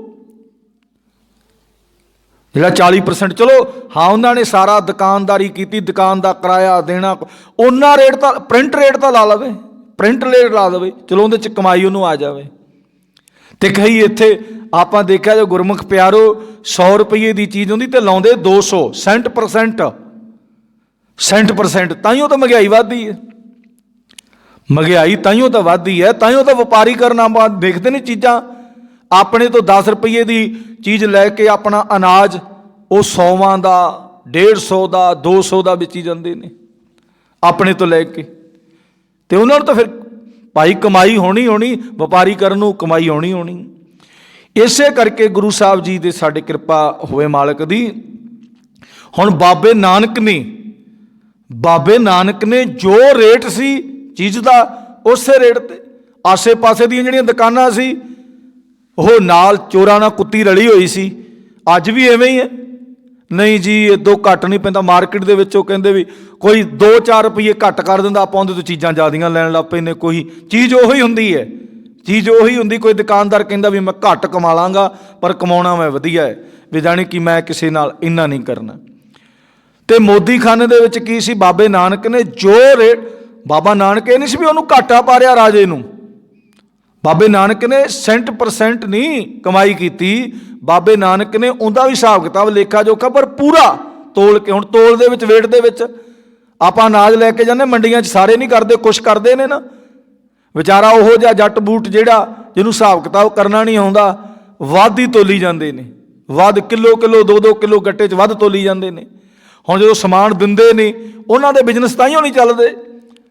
ਸਮਾਨ ਜਦੋਂ ਤੋਲ ਕੇ ਦੇਣਾ, ਵੱਟਿਆਂ 'ਚ ਫਰਕ ਹੁੰਦਾ, ਕੰਡਿਆਂ 'ਚ ਫਰਕ ਹੁੰਦਾ, ਤੇ ਕੰਮ ਫਿਰ ਉੱਥੇ ਹੀ ਹੁੰਦਾ। ਆਹ ਦੇਖੋ ਪੈਟਰੋਲ ਪੰਪਾਂ ਤੋਂ ਤੇਲ ਪਵਾ ਕੇ ਵੇਖ ਲਓ। ਆਪਾਂ ਕਹਿੰਦੇ ਵੀ ਇਸ ਪੰਪ ਦੇ ਉੱਤੇ ਐਵਰੇਜ ਜ਼ਿਆਦਾ ਦਿੰਦਾ, ਆਪਣਾ ਮੋਟਰਸਾਈਕਲ ਗੱਡੀ ਐਵਰੇਜ ਜ਼ਿਆਦਾ ਦਿੰਦਾ, ਕਿਉਂਕਿ ਉਹ ਤੇਲ ਫੁੱਲ ਪੂਰਾ ਪਾਉਂਦੇ ਨੇ। ਐਵਰੇਜ ਗੱਡੀ ਦੀ ਥੋੜ੍ਹਾ ਵੱਧ ਦੇਣੀ। ਉਹ ਪੰਪ ਦੇ ਵਿੱਚ ਕੋਈ ਕ੍ਰਿਸ਼ਮਾ ਥੋੜ੍ਹਾ ਵੀ ਉਹਨਾਂ ਨੇ ਐਵਰੇਜ ਉਹ ਪੂਰਾ ਦਿੰਦੇ ਨੇ। ਤੇ ਕੁਛ ਪੰਪ ਵਾਲੇ ਪਹਿਲਾਂ ਹੀ ਕਿਰਪਾ ਕਰ ਦਿੰਦੇ ਨੇ। ਪਹਿਲਾਂ ਕਹਿੰਦੇ ਵੀ ਜੇ ਅਸੀਂ 1 ਲੀਟਰ ਤੇਲ ਪਾਇਆ ਤੇ ਨਹੀਂ ਵੀ 900 ਗ੍ਰਾਮ ਹੀ ਪਾਵਾਂਗੇ, ਪਾਉਣਾ ਘੱਟ ਹੀ ਪਾਉਣਾ। ਉਹ ਪਹਿਲਾਂ ਹੀ ਮੀਟਰ ਪਹਿਲਾਂ ਹੀ ਚੱਲ ਪੈਂਦਾ। ਸਾਰੀ ਹੇਰਾ ਫੇਰੀ ਬੰਦੇ ਦੇ ਹੱਥ 'ਚ ਹੈ। ਹੁਣ ਕਹਿੰਦੇ ਬੈਂਕਾਂ ਦੇ ਵਿੱਚ ਹੇਰਾ ਫੇਰੀ ਨਹੀਂ ਹੁੰਦੀ। ਬੈਂਕਾਂ ਦੇ ਵਿੱਚ ਕੌਣ ਨਹੀਂ ਕਰਦਾ? ਬੰਦਾ ਹੀ ਕਰਦਾ ਹੈ, ਕੰਪਿਊਟਰ ਥੋੜ੍ਹਾ ਕਰਦਾ ਹੈ। ਸਾਰਾ ਕੁਛ ਬੈਂਕਾਂ 'ਚ ਵੀ ਹੁੰਦਾ, ਸਭ ਥਾਂ 'ਤੇ ਹੁੰਦਾ, ਸਭ ਸਿਸਟਮ ਸਭ ਜਗ੍ਹਾ 'ਤੇ ਬੰਦਾ ਹੀ ਚਲਾਉਂਦਾ। ਬੰਦੇ ਦਾ ਮਨ ਬੇਈਮਾਨ ਹੈ ਤੇ ਸਭ ਥਾਂ 'ਤੇ ਬੇਈਮਾਨੀਆਂ ਹੋ ਜਾਂਦੀਆਂ ਨੇ। ਚਿੱਟੀ ਕਲੀਨ ਸਾਫ਼ ਕਰ ਦਿੰਦੇ ਨੇ ਡਿਫਾਲਟਰ ਨੂੰ ਵੀ, ਜੇ ਬੰਦੇ ਦੇ ਵਿੱਚ ਬੇਈਮਾਨੀ ਹੋਵੇ ਤਾਂ। ਜੇ ਬੰਦੇ 'ਚ ਬੇਈਮਾਨੀ ਨਹੀਂ ਤੇ ਬਿਲਕੁਲ ਬੰਦਾ ਸਾਫ਼ ਹੈ। ਇਸ ਕਰਕੇ ਗੁਰੂ ਸਾਹਿਬ ਜੀ ਨੇ ਸਮਝਾਉਣਾ ਕੀਤਾ ਹੈ ਕਿ ਬੰਦਿਆ, ਜੇ ਤੂੰ ਪ੍ਰਮਾਤਮਾ ਦੀ ਚਾਕਰੀ ਕਰੇ ਬਿਲਕੁਲ ਸਹੀ ਤਰੀਕੇ ਨਾਲ, ਬਿਲਕੁਲ ਕਿਸੇ ਦਾ ਨਾਲ ਕੋਈ ਵੀ ਫਰੇਮ ਨਾ ਕਰੇ। ਤੇ ਗੁਰੂ ਸਾਹਿਬ ਜੀ ਕਹਿੰਦੇ ਨੇ, ਹੁਰਮਤ ਤਿਸਨੋ ਅਗਲੀ ਉਹ ਵਜੋ ਭੈ ਦੂਣਾ ਖਾਏ। ਉਸ ਮਾਲਕ ਦੀ ਨੌਕਰੀ ਕਰ ਰਹੇ ਹੈ, ਉਸ ਨੂੰ ਇੱਕ ਤਾਂ ਬੜੀ ਇੱਜ਼ਤ ਮਿਲਦੀ ਹੈ, ਦੂਜੇ ਤਨਖਾਹ ਨਾਲੋਂ ਮਾਲਕ ਦੁੱਗਣੀ। ਹੁਣ ਪ੍ਰਾਈਵੇਟ ਸੈਕਟਰ ਦੇ ਵਿੱਚ ਆਪਾਂ ਕਹਿੰਦੇ ਕੋਈ 2000 ਦਿੰਦਾ, ਕੋਈ 4000 ਦਿੰਦਾ।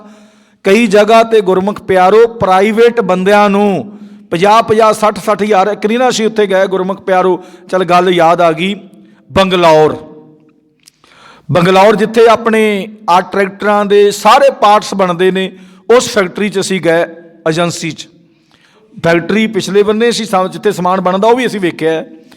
ਔਰ ਉਸ ਜਦੋਂ ਉੱਥੇ ਇੱਕ ਬੀਬੀ ਸੀ, ਉਹਦੀ ਉਮਰ ਤਕਰੀਬਨ ਹੋਣੀ ਹੈ 26-27 ਸਾਲ। ਉਸਨੇ ਜਦੋਂ ਸਾਨੂੰ ਰਿਸੀਵ ਕੀਤਾ, ਅਸੀਂ ਆਰਮੀ ਦੇ ਬੰਦੇ ਸੀ, ਵਰਦੀਆਂ ਪਾਈਆਂ ਹੋਈਆਂ ਸੀ, ਅਤੇ ਜਦੋਂ ਅਸੀਂ ਜਾ ਕੇ ਅਸੀਂ ਕਿਹਾ ਵੀ ਸਿਸਟਮ ਵੇਖਣ ਆਏ, ਅਸੀਂ ਲੈਣਾ ਦੇਣਾ ਨਹੀਂ। ਉਹ ਕਹਿੰਦੇ ਵੇਖੋ। ਅਸੀਂ ਸਾਰਾ ਵੇਖਿਆ ਵੀ ਕਿਵੇਂ ਪੁਰਜੇ ਬਣਦੇ, ਕੀ ਹਿਸਾਬ ਕਿਤਾਬ, ਸਾਰਾ ਸਿਸਟਮ ਦੇਖਿਆ। ਬੁਣ ਦੇਖਣ ਤੋਂ ਬਾਅਦ ਅਸੀਂ ਉਸ ਬੀਬੀ ਤੋਂ ਪੁੱਛਿਆ ਵੀ ਤੁਹਾਡੀ ਤਨਖਾਹ ਕਿੰਨੀ ਹੈ। ਅਸੀਂ ਕਿਹਾ ਵੀ ਇਹਦੀ ਚਲੋ ਅੱਗੇ ਰਿਸੀਵ ਹੀ ਕਰਦੀ ਹੈ, ਆਏ ਗਾਹਕਾਂ ਨੂੰ, ਕਸਟਮਰਾਂ ਨੂੰ, ਜਾਣੀ ਕਿ ਇਹਨੇ ਰਿਸੀਵ ਹੀ ਕਰਨਾ। ਉਹਨੇ ਜਦੋਂ ਦੱਸਿਆ, ਅੱਜ ਤੋਂ ਤਕਰੀਬਨ 96 ਦੀ ਗੱਲ ਹੈ, ਜਦੋਂ ਅਸੀਂ ਗਏ ਸੀ ਕੋਰਸ ਕਰਨ ਵਾਸਤੇ। 96 ਦੀ ਗੱਲ ਆ, 96 ਸਨ ਦੀ। 1.5 ਲੱਖ ਰੁਪਈਆ ਉਹਨੇ ਦੱਸਿਆ। ਇੱਕ ਰਿਸੀਵ ਕਰਨ ਵਾਲੇ ਉਹਦੇ 'ਚ ਕੁਆਲਿਟੀ ਹੈ ਤੇ ਤਾਂ ਹੀ ਦੱਸਿਆ ਉਹਨੇ। ਪ੍ਰਾਈਵੇਟ ਹੀ ਹੈ ਨਾ, ਉਹ ਸਰਕਾਰੀ ਤਾਂ ਹੈ ਨਹੀਂ। ਉਸ ਟਾਈਮ ਸਨ 96 ਦੇ ਵਿੱਚ ਉਹਨੇ ਦੱਸਿਆ ਵੀ ਮੇਰੀ 1.5 ਲੱਖ ਰੁਪਈਆ ਤਨਖਾਹ ਮਹੀਨੇ ਦੀ। ਅਤੇ ਉਹ ਕਿੰਨਾ ਕਮਾ ਕੇ ਦਿੰਦੀ ਹੋਵੇਗੀ?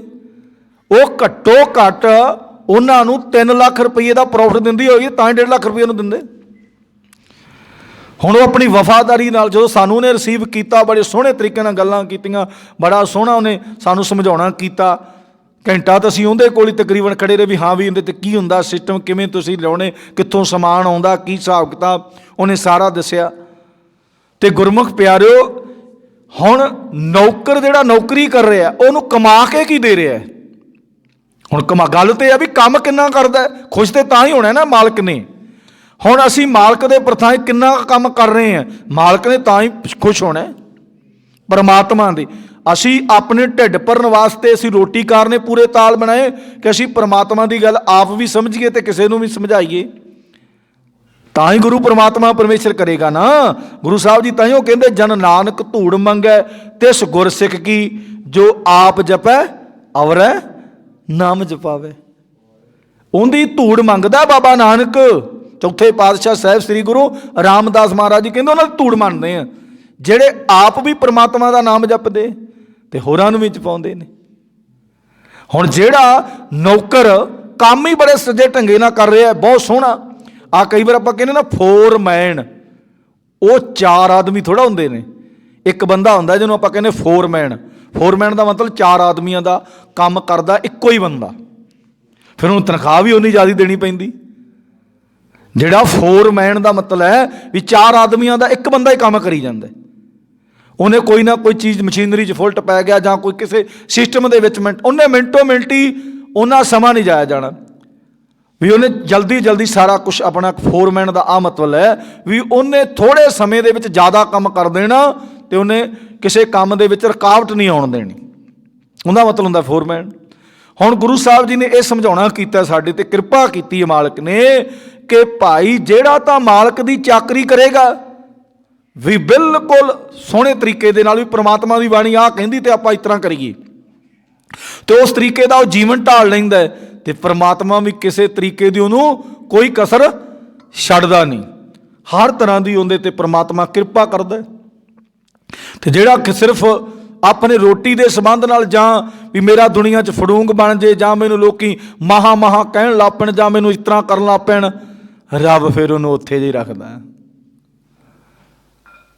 ਇਹ परमात्मा ਦੀ ਵੀ ਚਾਕਰੀ ਅਸੀਂ ਜੇ ਤਾਂ ਸਹੀ ਤਰੀਕੇ ਦੇ ਨਾਲ ਕੀਤੀ, ਵੀ ਲੋਕਾਂ 'ਚ ਵਿਖਾਵਾ ਨਹੀਂ ਬਣਾਇਆ, ਵੀ ਵਾਕਿਆ ਹੀ ਇੱਕ ਤਾਂ ਵਿਖਾਵਾ ਦਾ ਸਿਸਟਮ ਹੁੰਦਾ ਨਾ, ਵੀ ਲੋਕ ਮੈਨੂੰ ਵੇਖਣ ਵੀ ਆਹ ਵੀ ਕੰਮ ਕਰੀ ਜਾਂਦਾ, ਆਹ ਵੀ ਕਰੀ ਜਾਂਦਾ, ਤੇ ਵਿੱਚ ਲੋਕਾਂ ਨੂੰ ਲੁੱਟੀ ਵੀ ਜਾਂਦਾ ਹੈ। ਉਹ ਕੰਮ ਫਿਰ परमात्मा ਨੂੰ ਸਹੀ ਨਹੀਂ ਲੱਗਦੇ। ਮਾਲਕ ਨੂੰ ਤੇ ਕੰਮ ਕਿਹੜੇ ਚੰਗੇ ਲੱਗਦੇ ਨੇ? ਜੇ ਕੋਈ ਕੰਮ ਕਰਕੇ ਦਿਖਾਇਆ ਹੋਵੇ ਤੇ ਮਾਲਕ ਨੂੰ ਕੰਮ ਜੇ ਕਰਕੇ ਦਿਖਾਇਆ ਹੋਇਆ ਤੇ ਫਿਰ ਹੀ ਹੈ ਨਾ। ਇੱਥੇ ਇੱਕ ਗੱਲ ਹੋਰ ਯਾਦ ਆ ਗਈ ਕਿ ਇੱਕ ਬੰਦਾ ਸੀ ਆਪਣੇ ਵਰਗਾ ਮਹਾਮੂਰਖ, ਉਹਨੂੰ ਕੋਈ ਕਿਤੇ ਕੰਮ, ਹੁਣ ਜਿਹੜਾ ਬੰਦਾ ਕੰਮ ਕਰਨਾ ਜਾਣਦਾ ਜਾਂ ਆਪਾਂ ਬੰਦਾ ਉਸੇ ਨੂੰ ਰੱਖਦੇ ਹਾਂ। ਤੇ ਉਸ ਦੀ ਮਾਤਾ ਕਿਸੇ ਰਾਜੇ ਦੇ ਕੋਲ ਕੰਮ ਕਰਦੀ ਸੀ, ਉਹ ਤਾਂ ਬਹੁਤ ਸੋਹਣਾ ਕਰਦੀ ਸੀ, ਪਰ ਉਹਦਾ ਪੁੱਤਰ ਜਿਹੜਾ ਸੀ ਉਹ ਕੰਮ ਨਹੀਂ ਸੀ ਕਰਦਾ। ਉਹਨੇ ਕਿਹਾ ਵੀ ਚੱਲ ਇਹਨੂੰ ਵੀ ਐਡਜਸਟਮੈਂਟ, ਘਰੇ ਰੋਟੀਆਂ ਹੀ ਪਾੜਦਾ, ਇਹਨੂੰ ਵੀ ਕਿਤੇ ਨਾ ਕਿਤੇ ਐਡਜਸਟਮੈਂਟ ਕਰ ਦਿੰਦੇ ਹਾਂ। ਜਿਵੇਂ ਆਪਾਂ ਕਹਿੰਦੇ ਹਾਂ ਵੀ ਜਦੋਂ ਨੌਕਰੀ ਆਪਾਂ ਲੈਣੀ ਹੁੰਦੀ, ਸਰਕਾਰੀ ਬੰਦਾ ਕੰਮ ਕਰਨ ਦੇ ਲਾਇਕ ਨਹੀਂ ਹੁੰਦਾ, ਆਪਣੀ ਥੋੜ੍ਹੀ ਬਹੁਤ ਸਿਫਾਰਿਸ਼ ਹੋਵੇ, ਜਾਂ ਆਪਾਂ ਕਹਿ ਦਿੰਦੇ ਵੀ ਭਾਈ ਆ ਸਾਡਾ ਬੰਦਾ ਤਾਂ ਇਸ ਤਰ੍ਹਾਂ ਕੰਮ ਦਾ ਨਹੀਂ, ਪਰ ਇਹਨੂੰ ਵੀ ਕਿਤੇ ਰੋਟੀ 'ਤੇ ਲਾ ਦਿਓ, ਮਾੜੀ ਮੋਟੇ ਵੀ ਖਾਣ ਦਾ ਗੁਜ਼ਾਰਾ ਹਿੱਲਾ ਹੋ ਜਾਵੇ। ਹੁਣ ਉਹਨੇ ਮਾਤਾ ਨੇ ਕਿਹਾ ਵੀ ਚੱਲ ਰਾਜੇ ਨੂੰ, ਰਾਜਾ ਕਹਿੰਦਾ ਵੀ ਚਲੋ ਠੀਕ ਹੈ, ਵੀ ਤੇਰਾ ਬੱਚਾ ਕੰਮ ਕਰਨ ਦੇ ਲਾਇਕ ਤਾਂ ਨਹੀਂ ਹੈ, ਪਰ ਰੱਖ ਲੈਨੇ। ਤੇ ਕਿੱਥੇ ਕਹਿੰਦੇ ਰੱਖਣਾ?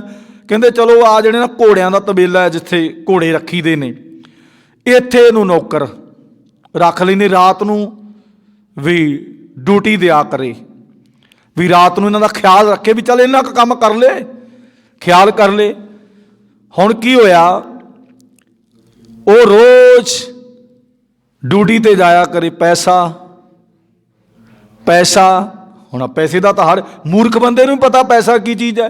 ਮੂਰਖ ਬੰਦੇ ਨੂੰ ਪਤਾ ਨਹੀਂ ਵੀ ਰੋਟੀ ਖਾਣੀ ਹੈ, ਹਰ ਇੱਕ ਚੀਜ਼ਾਂ ਆਈਟਮਾਂ ਪੈਸੇ ਦੀਆਂ ਆਉਂਦੀਆਂ ਨੇ, ਉਹ ਵੀ ਪਤਾ ਹੈ। ਹੁਣ ਕਾਫੀ ਸਮਾਂ ਲੰਘ ਗਿਆ ਤੇ ਤਨਖਾਹ ਉਹਨੇ ਗੁਜ਼ਾਰੇ ਜੋਗੀ 'ਚ ਵੀ ਥੋੜ੍ਹੀ ਬਹੁਤ ਦੇ ਦਿਆ ਕਰਨੀ। ਤੇ ਉਹ ਕਹਿੰਦਾ ਮਾਤਾ ਵੀ ਮੈਂ ਇੰਨਾ ਚਿਰ ਹੋ ਗਿਆ ਉੱਥੇ ਮੈਂ ਤਬੇਲੇ ਦੇ ਵਿੱਚ, ਵੀ ਮੈਂ ਕੰਮ ਕਰਦਿਆਂ ਨੂੰ, ਮੈਂ ਰਾਤ ਨੂੰ ਡਿਊਟੀ 'ਤੇ ਵੀ ਕਰਦਾ, ਮੈਂ ਕਰਦਾ ਸਾਰਾ ਕੁਛ ਕਰਦਾ, ਅਤੇ ਤਨਖਾਹ ਮੇਰੀ ਓਨੇ ਦੀ। ਉਹ ਜਿਹੋ ਜਿਹਾ ਕੰਮ ਉਹੋ ਜਿਹਾ ਅੰਨ ਪਾਣੀ ਕਹਿੰਦੇ ਨਾ ਆਪਾਂ। ਅਤੇ ਗੁਰਮੁਖ ਪਿਆਰੋ, ਹੁਣ ਉਹ ਤਬੇਲੇ ਦੇ ਵਿੱਚ ਰੋਜ਼ ਡਿਊਟੀ ਕਰੇ, ਅਤੇ ਮਾਤਾ ਕਹਿੰਦੀ ਵੀ ਚੱਲ ਤੇਰੀ ਤਨਖਾਹ। ਉਹਨੇ ਰਾਜੇ ਨੂੰ ਕਿਹਾ, ਰਾਜਾ ਕਹਿੰਦਾ ਵੀ ਜਿੰਨਾ ਕੰਮ ਕਰਦਾ ਮੈਂ ਤਨਖਾਹ ਦੇਈ ਜਾਂਦਾ। ਅਤੇ ਹੁਣ ਮਾਤਾ ਨੇ ਸੋਚਿਆ ਵੀ ਇੰਝ ਕਰੀ, ਜਿੱਦਣ ਕਿਤੇ ਖੁਸ਼ ਹੋਇਆ ਨਾ ਰਾਜਾ ਜਿੱਦਣ ਖੁਸ਼ ਹੋਇਆ ਤੇ ਉਦਣ ਤੂੰ ਇੰਝ ਕਰੀ, ਉਹਨੂੰ ਕਹਿ ਦੀ ਵੀ ਮੇਰੀ ਤਨਖਾਹ ਵਧਾ ਦਿਓ, ਮੇਰੀ ਤਨਖਾਹ ਵਧਾ ਦਿਓ। ਤੇ ਸ਼ਾਇਦ ਹੋ ਸਕਦਾ ਵੀ ਖੁਸ਼ੀ ਦੇ ਵਿੱਚ ਤੇਰੀ ਕੋਈ ਥੋੜ੍ਹੀ ਬਹੁਤ ਤਨਖਾਹ ਵਧਾ ਦੇਵੇ। ਹੁਣ ਕਾਰਨ ਕੀ ਬਣਿਆ? ਕੰਮ ਤਾਂ ਉਹੋ ਜਿਹਾ ਹੀ ਕਰਦਾ ਸੀ, ਆਪਣੇ ਵਰਗਾ ਮਹਾਮੂਰਖ ਸੀ। ਉਹ ਕੀ ਹੋਇਆ, ਇੱਕ ਦਿਨ ਰਾਜੇ ਨੇ ਕਿਤੇ ਜਾਣਾ ਸੀ, ਉਸੇ ਰਾਤ ਹੀ ਉਹ ਰਾਜੇ ਦਾ कोई लै गया, हुण ड्यूटी होंदी सी, घोड़ा कोई ले गया, चरा के ले गया तबेले दे विचों। हुण राजे ने कहा भी हाँ भी लियाओ घोड़े, तो उन्हें कहा भी राजा आ गया तो चलो बई घोड़ियां वाल तां वेख्या ना भी घोड़े चोरी होए की किते। तो गुरमुख प्यारो दवा दावो काठी लेके आया घोड़े के उत्ते, जिहड़ी आपां काठी पाउणी है, कई तरह की काठी हुंदी है शंगारा। उन्हें जो आवाज़ मारी भी मैं जाना तो घोड़ा तैयार करो, तो काठी लेके आया, तो काठी अगे घोड़ा ही आना। तो हुण राजे ने जदों राजा उहदे कोल आया तो उन्हें मूर्ख नूं पुछया भी हाँ भी घोड़े, कहंदा जी घोड़ियां दा मैनूं नहीं पता, तो काठी लो, तुसीं काठी मंगाई सी, तो कहंदा पौनी किंदे ते है।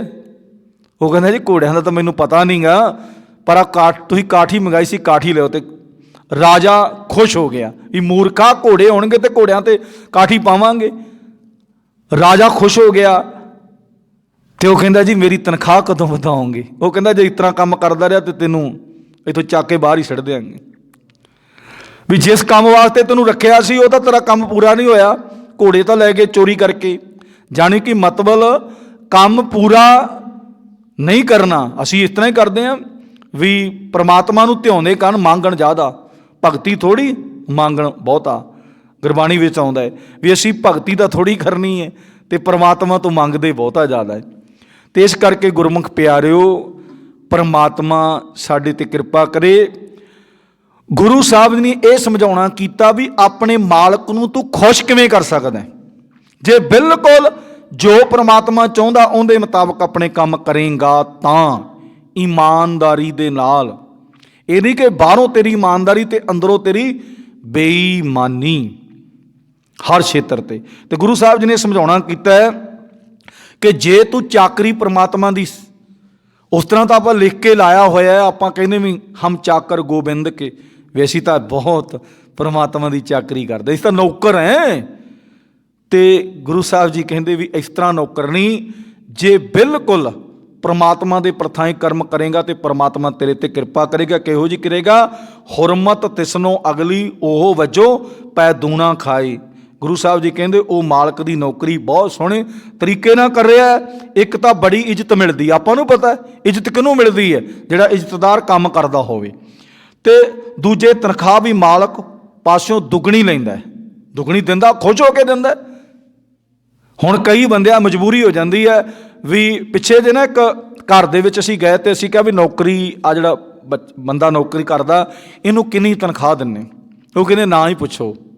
असीं कहा भी क्यों ना क्यों पुछे, कहंदे भी इस बंदे दी 10,000 रुपया महीने की तनख्वाह है।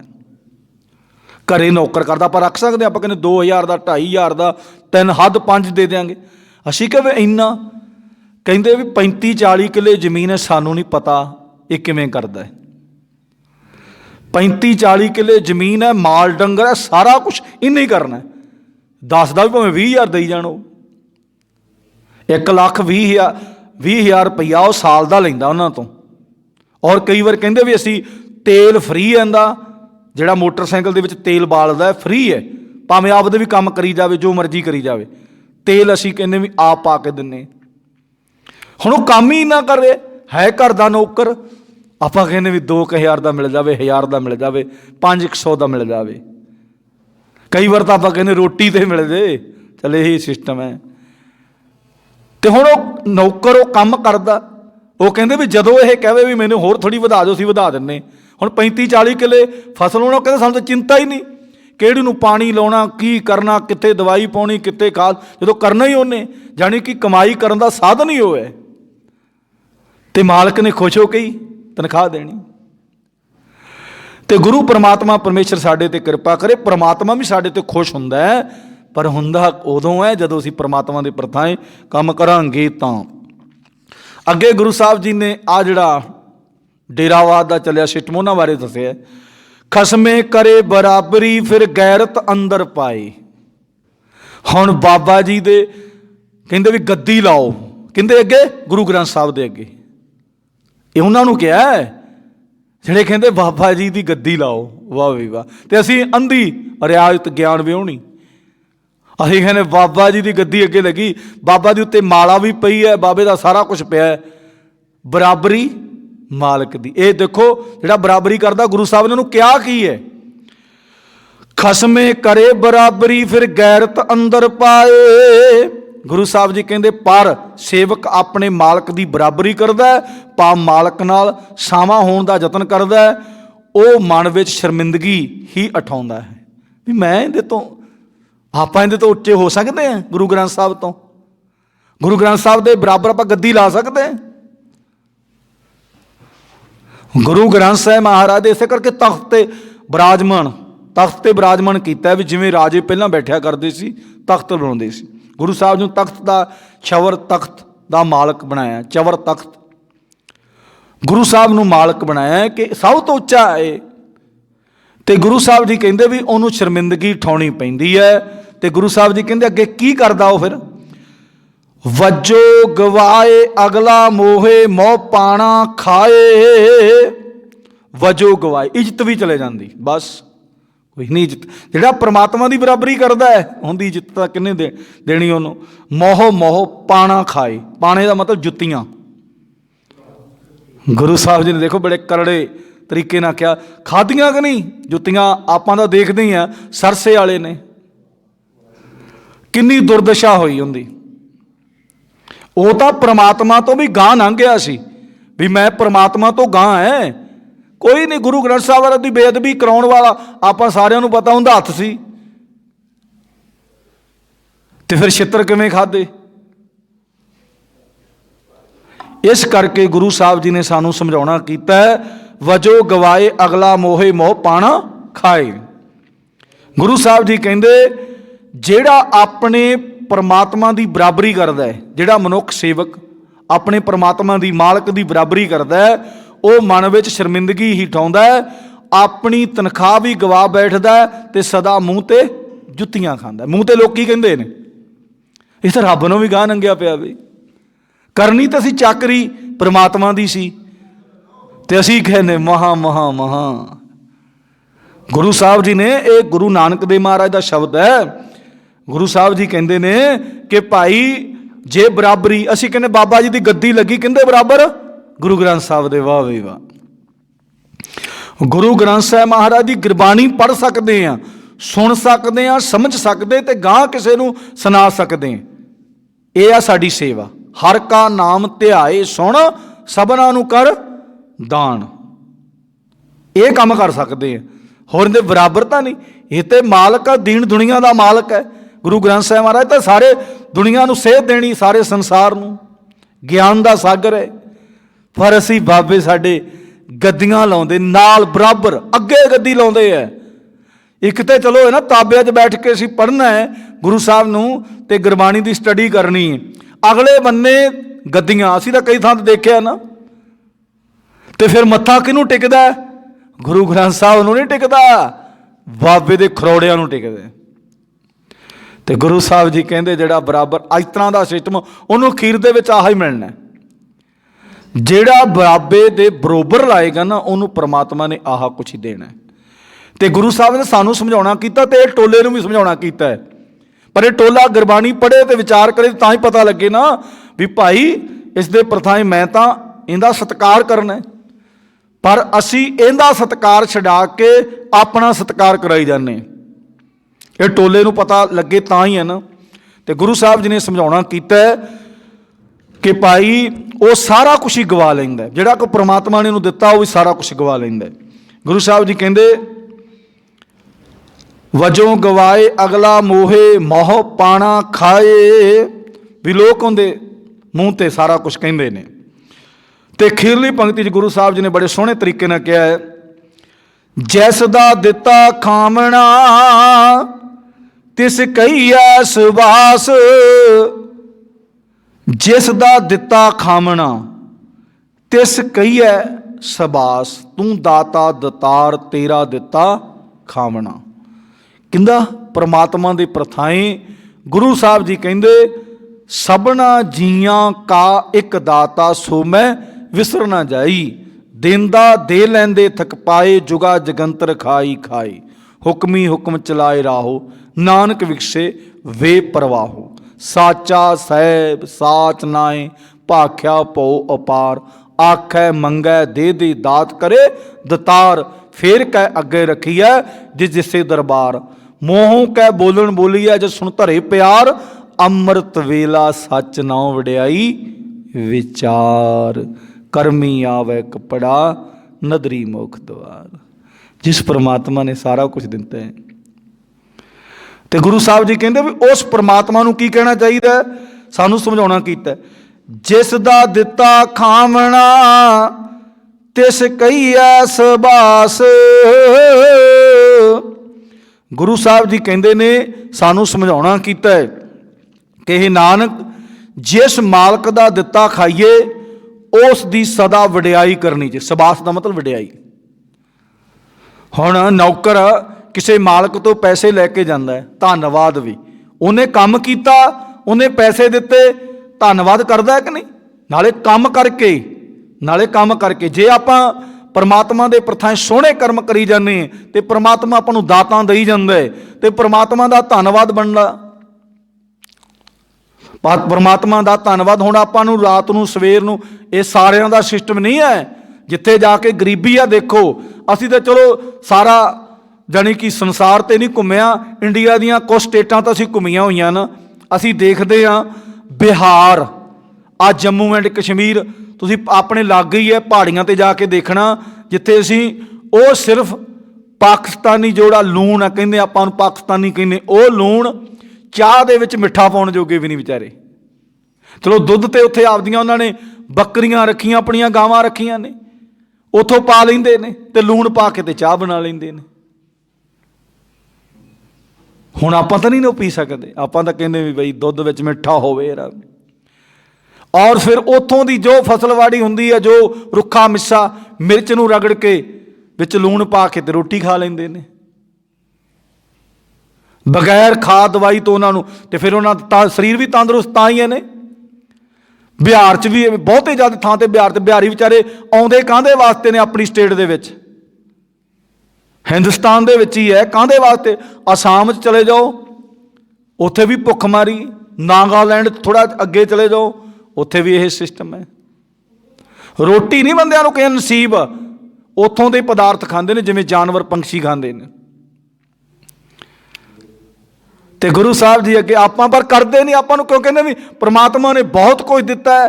ਦਿੱਤਾ ਤੇ ਪ੍ਰਮਾਤਮਾ ਨੇ ਹੈ, ਪ੍ਰਮਾਤਮਾ ਯਾਦ ਨਹੀਂ ਆਉਂਦਾ। ਨਹੀਂ ਤਾਂ ਬੰਦਾ ਰੋਟੀ ਖਾਣ ਲੱਗਾ, ਪ੍ਰਸ਼ਾਦਾ ਛਕਣ ਲੱਗਾ, ਪਹਿਲਾਂ ਪ੍ਰਮਾਤਮਾ ਦਾ ਧੰਨਵਾਦ ਕਰੇ ਕਿ ਪ੍ਰਮਾਤਮਾ ਜੀ ਤੂੰ ਹੀ ਸਰੀਰ ਪੈਦਾ ਕੀਤਾ ਸੀ, ਤੂੰ ਹੀ ਆ ਸੋਹਣੇ ਜਿਹੇ ਭੋਜਨ ਜਿਹੜੇ 36 ਪ੍ਰਕਾਰ ਦੇ ਭੋਜਨ ਹੈ, ਇਹ ਤੂੰ ਹੀ ਪੈਦਾ ਕਰਕੇ ਮੈਨੂੰ ਦਿੱਤੇ ਨੇ। ਧੰਨਵਾਦ ਕਰਨਾ ਚਾਹੀਦਾ। ਰੋਟੀ ਖਾਣ ਤੋਂ ਬਾਅਦ ਵੀ ਪ੍ਰਮਾਤਮਾ ਦਾ, ਜੇ ਕੋ ਖਾਵੈ ਜੇ ਕੋ ਪੁੰਚੈ ਤਿਸਕਾ ਹੋਏ ਉਧਾਰੋ। ਜੇ ਕੋ ਖਾਵੈ, ਇਹਦਾ ਗੁਰਬਾਣੀ ਦੇ ਮੁਤਾਬਕ ਹੈ ਕਿ ਪ੍ਰਮਾਤਮਾ ਦਾ ਨਾਮ ਅੰਦਰ ਪਚ ਜਾਵੇ, ਪ੍ਰਮਾਤਮਾ ਦਾ ਨਾਮ ਸਾਨੂੰ ਹਿਰਦੇ ਦੇ ਵਿੱਚ ਵਸ ਜਾਵੇ। ਧੰਨਵਾਦ ਕਰਨਾ ਚਾਹੀਦਾ। ਗੁਰੂ ਸਾਹਿਬ ਜੀ ਨੇ ਸਾਨੂੰ ਸਮਝਾਉਣਾ ਕੀਤਾ ਹੈ ਕਿ ਜਿਸ ਪ੍ਰਮਾਤਮਾ ਨੇ ਤੈਨੂੰ ਇਹ ਭੋਜਨ ਦਿੱਤਾ ਹੈ, ਤੈਨੂੰ ਸਾਰਾ ਕੁਝ ਦਿੱਤਾ, ਖਾਣ ਪਹਿਨਣ ਵਾਸਤੇ, ਜੀਓ ਪਾਏ ਪਿੰਡ ਜਨ ਸਾਜਿਆ, ਦਿੱਤਾ ਪਹਿਨਣ ਖਾਣ, ਸਾਰਾ ਕੁਝ ਪ੍ਰਮਾਤਮਾ ਨੇ ਦਿੱਤਾ ਹੈ। ਤੇ ਸਾਡਾ ਫਰਜ਼ ਬਣਦਾ ਹੈ ਕਿ ਪ੍ਰਮਾਤਮਾ ਦਾ ਧੰਨਵਾਦ ਕਰੀਏ। ਅੱਗੇ ਗੁਰੂ ਸਾਹਿਬ ਜੀ ਇਸੇ ਪੰਕਤੀ ਦੇ ਵਿੱਚ ਖੀਰਲੇ ਕੀ ਕਹਿੰਦੇ ਨੇ? ਨਾਨਕ ਹੁਕਮ ਨਾ ਚੱਲੀ, ਨਾਲ ਕਸਮ ਚੱਲੈ ਅਰਦਾਸ। ਨਾਨਕ ਪੰਜਵੇਂ ਪਾਤਸ਼ਾਹ, ਮਾਫ ਕਰਨਾ, ਗੁਰੂ ਨਾਨਕ ਦੇਵ ਮਹਾਰਾਜ ਜੀ ਕਹਿ ਰਹੇ ਨੇ ਕਿ ਮਾਲਕ ਉੱਤੇ ਹੁਕਮ ਨਹੀਂ ਕੀਤਾ ਜਾ ਸਕਦਾ। ਭਾਈ ਪ੍ਰਮਾਤਮਾ ਨੂੰ ਆਪਾਂ ਕਹਿ ਸਕਦੇ ਹਾਂ, ਆਪਾਂ ਕਈ ਵਾਰ ਕਹਿੰਦੇ ਨਾ ਪ੍ਰਮਾਤਮਾ ਨੂੰ ਵੀ ਮੈਂ ਲਾਮਾ ਦੇਣਾ। ਹਾਂ, ਗੁਰੂ ਸਾਹਿਬ ਨੇ ਇੱਕ ਵਾਰੀ ਦਿੱਤਾ, ਬਾਬੇ ਨਾਨਕ ਨੇ ਦਿੱਤਾ ਇੱਕ ਵਾਰੀ। ਕਿਉਂ ਦਿੱਤਾ? ਜਦੋਂ ਏਵਨਾਬਾਦ ਦੀ ਧਰਤੀ ਦੇ ਉੱਤੇ ਗੁਰਮੁਖ ਪਿਆਰਿਓ ਵੀ ਬਾਬੇ ਨਾਨਕ ਨੇ ਆਪਣੇ ਅੱਖਾਂ ਦੇ ਸਾਹਮਣੇ ਦੇਖਿਆ, ਏਤੀ ਮਾਰ ਪਈ ਕਰਲਾਣੇ ਤੈਂ ਕੀ ਦਰਦ ਨਾ ਆਇਆ।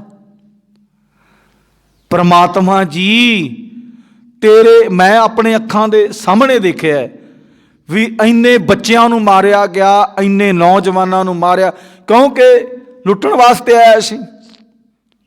ਬਾਬਰ ਲੁੱਟਣ ਵਾਸਤੇ ਆਇਆ ਸੀ ਹਿੰਦੁਸਤਾਨ ਨੂੰ। ਉਹਨੂੰ ਪਤਾ ਸੀ ਮੈਂ ਲੁੱਟ ਕੇ ਤੇ ਮੈਂ ਲੁੱਟਣ ਦਾ ਤਰੀਕਾ ਕੀ ਸੀ, ਪਹਿਲਾਂ ਜਿਹੜੀ ਅੱਗੇ ਧਰ ਬਣੀ ਹੈ, ਜਿਨ੍ਹਾਂ ਨੇ ਮੇਰੀ ਰੁਕਾਵਟ ਬਣਨੀ, ਮੈਂ ਪਹਿਲਾਂ ਉਹਨੂੰ ਮਾਰਾਂ। ਤੇ ਬਾਬੇ ਨਾਨਕ ਨੇ ਫਿਰ ਉੱਥੇ ਸ਼ਬਦ ਉਚਾਰਨ ਕੀਤਾ ਵੀ ਏਤੀ ਮਾਰ ਪਈ ਤੈ ਕਰਲਾਣੇ ਦਰਦ ਨਾ ਆਇਆ। ਆਪਾਂ ਵੀ ਕਈ ਵਾਰ ਪ੍ਰਮਾਤਮਾ ਨੂੰ ਤਾਨੇ ਮੇਨੇ ਮਾਰਦੇ ਨਾ, ਪ੍ਰਮਾਤਮਾ ਜੀ ਮੇਰੇ ਗਵਾਂਢੀ ਨੂੰ ਤਾਂ ਬੜਾ ਕੁਝ ਦਿੱਤਾ, ਮੈਨੂੰ ਕਿਉਂ ਨਹੀਂ ਦਿੱਤਾ? ਪ੍ਰਮਾਤਮਾ ਜੀ ਉਹਦੇ ਤੇ ਘਰੇ ਬੜਾ ਕੁਛ ਹੈ, ਮੈਨੂੰ ਕਿਉਂ ਨਹੀਂ ਦਿੰਦਾ? ਜੇ ਕੋਈ ਸਾਡੇ ਨਾਲ ਦੁਰਘਟਨਾ ਹੋ ਜੇ, ਪ੍ਰਮਾਤਮਾ ਜੀ ਸਾਨੂੰ ਉੱਪਰੋਂ ਥੱਲੇ ਆਇਆ, ਉੱਪਰੋਂ ਆ ਕੇ ਥੱਲੇ ਆਣ ਕੇ ਸਾਨੂੰ ਆਹ ਕੰਮ ਕੀਤਾ। ਉਹ ਰੱਬ ਤੇ ਹੈ ਹੀ ਇੱਥੇ ਹੈ, ਰੱਬ ਤੇ ਉੱਤੇ ਨਹੀਂ ਹੈ। ਤੇ ਸਤਿਗੁਰੂ ਸੱਚੇ ਪਾਤਸ਼ਾਹ ਸਾਡੇ ਤੇ ਕਿਰਪਾ ਕਰਦੇ ਨੇ, ਸਾਨੂੰ ਸਮਝਾਉਣਾ ਕੀਤਾ ਕਿ ਜਿਸ ਸਾਹਿਬ ਸਿਉ ਨੀ ਚਾਰਾ ਤਾਂ ਕੋ ਕੀਜੈ ਸਤ ਨਮਸਕਾਰਾ। ਜਿੰਦੇ ਅੱਗੇ ਕੋਈ ਜ਼ੋਰ ਨਹੀਂ ਚੱਲਦਾ, ਉਹਦੇ ਦੇ ਅੱਗੇ ਬਸ ਨਮਸਕਾਰੀ ਕਰੋ, ਨਮਸਕਾਰੀ ਕਰੋ, ਨਮਸਕਾਰੀ ਕਰੋ। ਤੇ ਸਾਨੂੰ ਸਮਝਾਉਣਾ ਕੀਤਾ।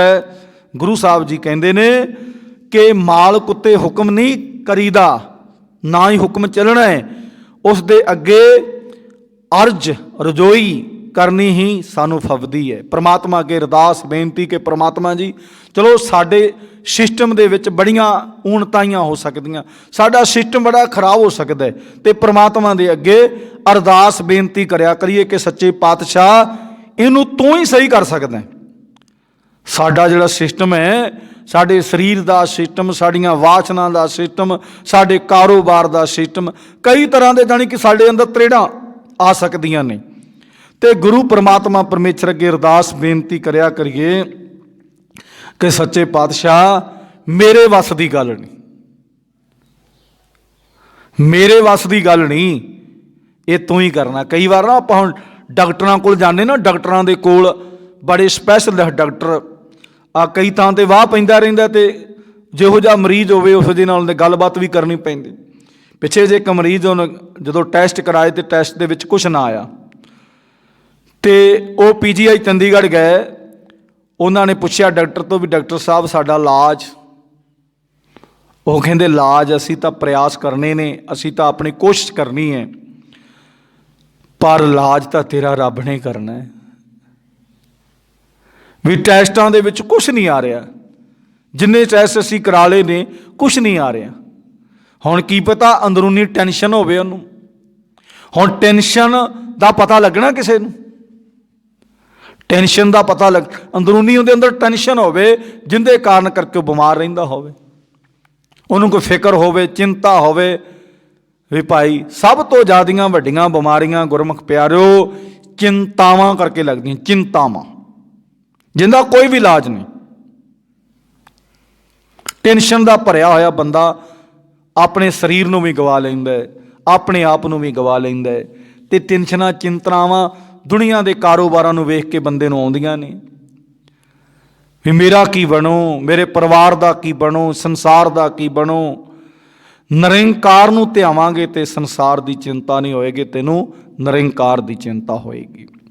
ਇਸ ਕਰਕੇ ਗੁਰੂ ਸਾਹਿਬ ਜੀ ਨੇ ਸਮਝਾਉਣਾ ਕੀਤਾ ਕਿ ਸਿੱਖ ਦੇ ਕੋਲ ਅਰਦਾਸ ਹੈ, ਪ੍ਰਮਾਤਮਾ ਦੇ ਅੱਗੇ ਅਰਦਾਸ ਕਰਿਆ ਕਰੇ, ਹੁਕਮ ਨਾ ਕਰਿਆ ਕਰੇ ਕਿ ਪ੍ਰਮਾਤਮਾ ਜੀ ਮੈਨੂੰ ਇਤਨਾ ਕਰ ਦਿਓ।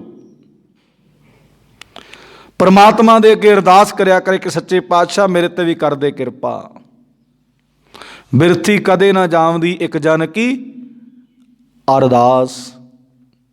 ਅਰਦਾਸ ਸਾਨੂੰ ਸਵੈ ਕਰਨੀ, ਖੁਦ ਕਰਨੀ ਚਾਹੀਦੀ। ਚਲੋ ਨਹੀਂ ਪ੍ਰਮਾਤਮਾ ਦੀ ਕਿਰਪਾ ਸਦਕਾ ਸਾਨੂੰ ਇਹ ਜੋ ਪੰਥ ਪ੍ਰਮਾਣਿਤ ਅਰਦਾਸ ਨਹੀਂ ਆਉਂਦੀ, ਆਪਾਂ ਕਈ ਵਾਰ ਕੋਸ਼ਿਸ਼ ਕਰਦੇ ਕਰਵਾਉਣੀ ਚਾਹੀਦੀ, ਕਰਵਾਉਣੀ ਚਾਹੀਦੀ ਹੈ ਕਿ ਸੁੱਖ ਸ਼ਾਂਤੀ ਵਾਸਤੇ। ਜਿਵੇਂ ਵੀ ਕਿਸੇ ਦਾ ਸਿਸਟਮ ਚੱਲਦਾ ਹੈ, ਬਾਣੀ ਪੜਵਾ ਕੇ, ਜਿਸ ਤਰ੍ਹਾਂ ਕਿਸੇ ਦੇ ਮਨ 'ਚ ਹੁੰਦਾ ਮੈਂ ਸੁਖਮਨੀ ਸਾਹਿਬ ਦਾ ਬਾਣੀ ਪੜ੍ਹ ਕੇ ਤੇ ਮੈਂ ਅਰਦਾਸ ਬੇਨਤੀ ਕਰਨੀ, ਜਿਸ ਤਰ੍ਹਾਂ ਦਾ ਵੀ ਕੋਈ ਸਿਸਟਮ ਪ੍ਰਮਾਤਮਾ ਨੇ ਮਨ 'ਚ ਹਲੂਣਾ ਮਾਰਿਆ, ਕੋਈ ਅਖੰਡ ਪਾਠ ਕਰਾ ਕੇ ਅਰਦਾਸ ਕਰਦਾ, ਕੋਈ ਉਵੇਂ ਹੀ ਅਰਦਾਸ ਕਰਾ ਦਿੰਦਾ, ਉਹ ਵੀ ਪ੍ਰਵਾਨ ਹੈ ਪ੍ਰਮਾਤਮਾ ਨੂੰ, ਉਹ ਵੀ ਪ੍ਰਮਾਤਮਾ ਨੂੰ ਪ੍ਰਵਾਨ ਹੈ। ਪਰ ਇੱਕ ਰਹਿਤ ਮਰਜ਼ਾਦਾ ਦੇ ਅਨੁਸਾਰ ਇੱਕ ਵਹਿਮ ਭਰਮ ਨਾ ਕਰਿਆ ਕਰੋ। ਦਾਸ ਦੇ ਨਾਲ ਇੱਕ ਦੋ ਵਾਰੀ ਹੋਇਆ ਕਿ ਜਦੋਂ ਅਰਦਾਸ ਕਰਨੀ, ਇਕੱਲੀ ਅਰਦਾਸ ਕਰਨੀ, ਗੁਰੂ ਸਾਹਿਬ ਜਾਣੀ ਕਿ ਉਸ ਜਗ੍ਹਾ ਦੇ ਬਿਰਾਜਮਾਨ ਨਹੀਂ ਹੈ। ਗੁਰਮੁਖ ਪਿਆਰੋ ਕੋਈ ਦਿਸ਼ਾ ਨੂੰ, ਕਿਸੇ ਵੀ ਦਿਸ਼ਾ ਨੂੰ, ਸੂਰਜ ਵੱਲ, ਸੂਰਜ ਵੀ ਪ੍ਰਮਾਤਮਾ ਦਾ ਹੈ। ਇੱਕ ਦੋ ਵਾਰੀ ਦਾਸ ਦੇ ਨਾਲ ਹੋਇਆ ਵੀ ਨਹੀਂ ਇੱਧਰ ਨੂੰ ਖੜ ਕੇ ਕਰ ਅਰਦਾਸ ਕਰੋ, नहीं गुरमुख प्यारिओ, सिख रहत मर्यादा किते पढ़ के वेखो। सिख रहत मर्यादा वैसे सानू मौका नहीं मिलता। जदों ते गुरु साहब है तो फिर तो गुरु साहब नूं आपां मुख करना है, गुरु साहब दे अगे हथ जोड़ के खड़ना है, क्योंकि परमात्मा का ज्ञान है। जदों सानू कल्ले किते कोई शुभ काम असीं करन लगे हाँ तो अरदास बेनती का साडे मन विच सिस्टम आया भी पहलां परमात्मा अगे अरदास बेनती करनी है। कोई भी दिशा होवे परमात्मा सारे थां ते है, पर असीं इहदा वहमां भरमां क्योंकि जंजाल वसिया होया है, जंजाल साडे च फसिया होया। कोई कहंदा पश्चिम वाल नूं, आह तां मकान पाउण लगे। दास नूं भी किसी बंदे ने कहा सी भी मकान पाउण लगे आ, पहलां पुछना भी धरती सुत्ती कि जागदी। वो सुता दे तू है, धरती नूं जगाउणा, उहनूं तां पाड़ के धरती नूं तां विच नींह कढणी, धरती नूं पाड़ के तां उहदी नींह कढणी है, ते फिर ही गां मकान सारे जाने। किसी भी दिशा असी पर उन्हों के मगर लग गए ना वहमां भरमां वाले। आ एक वास्तु शास्त्र वाले साडे बहुता ज़्यादा घराव कर गए ने पंजाब दे विच। लोकां ने रसोईयां तोड़तियां, लोकां ने मकान तोड़ते, गेट तोड़ते एडे एडे महंगे, वो दूजे बने लाने। मकानां दा मूँह इधर नूं करो, विवाह विवाह ते कलेश झगड़े लड़ाइयां उदों वध गईयां, घटे नहीं। वो रब ने धरती बनाई, रब ने नहीं बना पंजाब की धरती प्लेन बना दी, किते पहाड़ बना ते रब ने दिन कहा वे दिशा में आ कुछ बनाना। रब ने बड़ा सोहना सिस्टम बनाया, पहाड़ों तो पानी आता अपने प्लेन जगह पर आप खेतीबाड़ी कर सकते, पर असी उस सिस्टम को भुल गए। रब ने तो साडे वास्ते बहुत सोहना सिस्टम बना के दिता है, सानू समुंदर भी बना के, धरती भी, पहाड़ सब कुछ बना के दिता है भी तू बंदे आ कंज करी। पर बंदा होर तरीके नाल चलदा है। तो गुरु परमात्मा परमेश्वर ने साडे ते बहुत किरपा की, सानू समझाउणा कीता है कि बंदिया जे चाकरी करनी ना परमात्मा दी ते चाकरी कर जिहदे ते तेरे मालक तेरे तो खुश हो जाए। बस ये गुरु परमात्मा परमेश्वर की गुरबाणी ने सानू समझाउणा कीता है। सतगुर सच्चे पातशाह साडे ते किरपा कर देवे कि गुरु का शब्द साडे हिरदे च वस जावे, साडा जीवन गुरबाणी नाल जुड़ जावे। सतगुर सच्चे पातशाह की मेहर कृपा सदका गुरमुख प्यारो गुरबाणी दीयां विचारां होईयां। गुरबाणी दीयां विचारां करदियां दास कोलों एक नहीं अनेक प्रकार दीयां त्रुटियां रह जाया करदियां, क्योंकि गुरु ज्ञान दे बच्चे हाँ। सतगुर सच्चे पातशाह ते गुरु की संगत माफ जोगे माफ़ कर देना।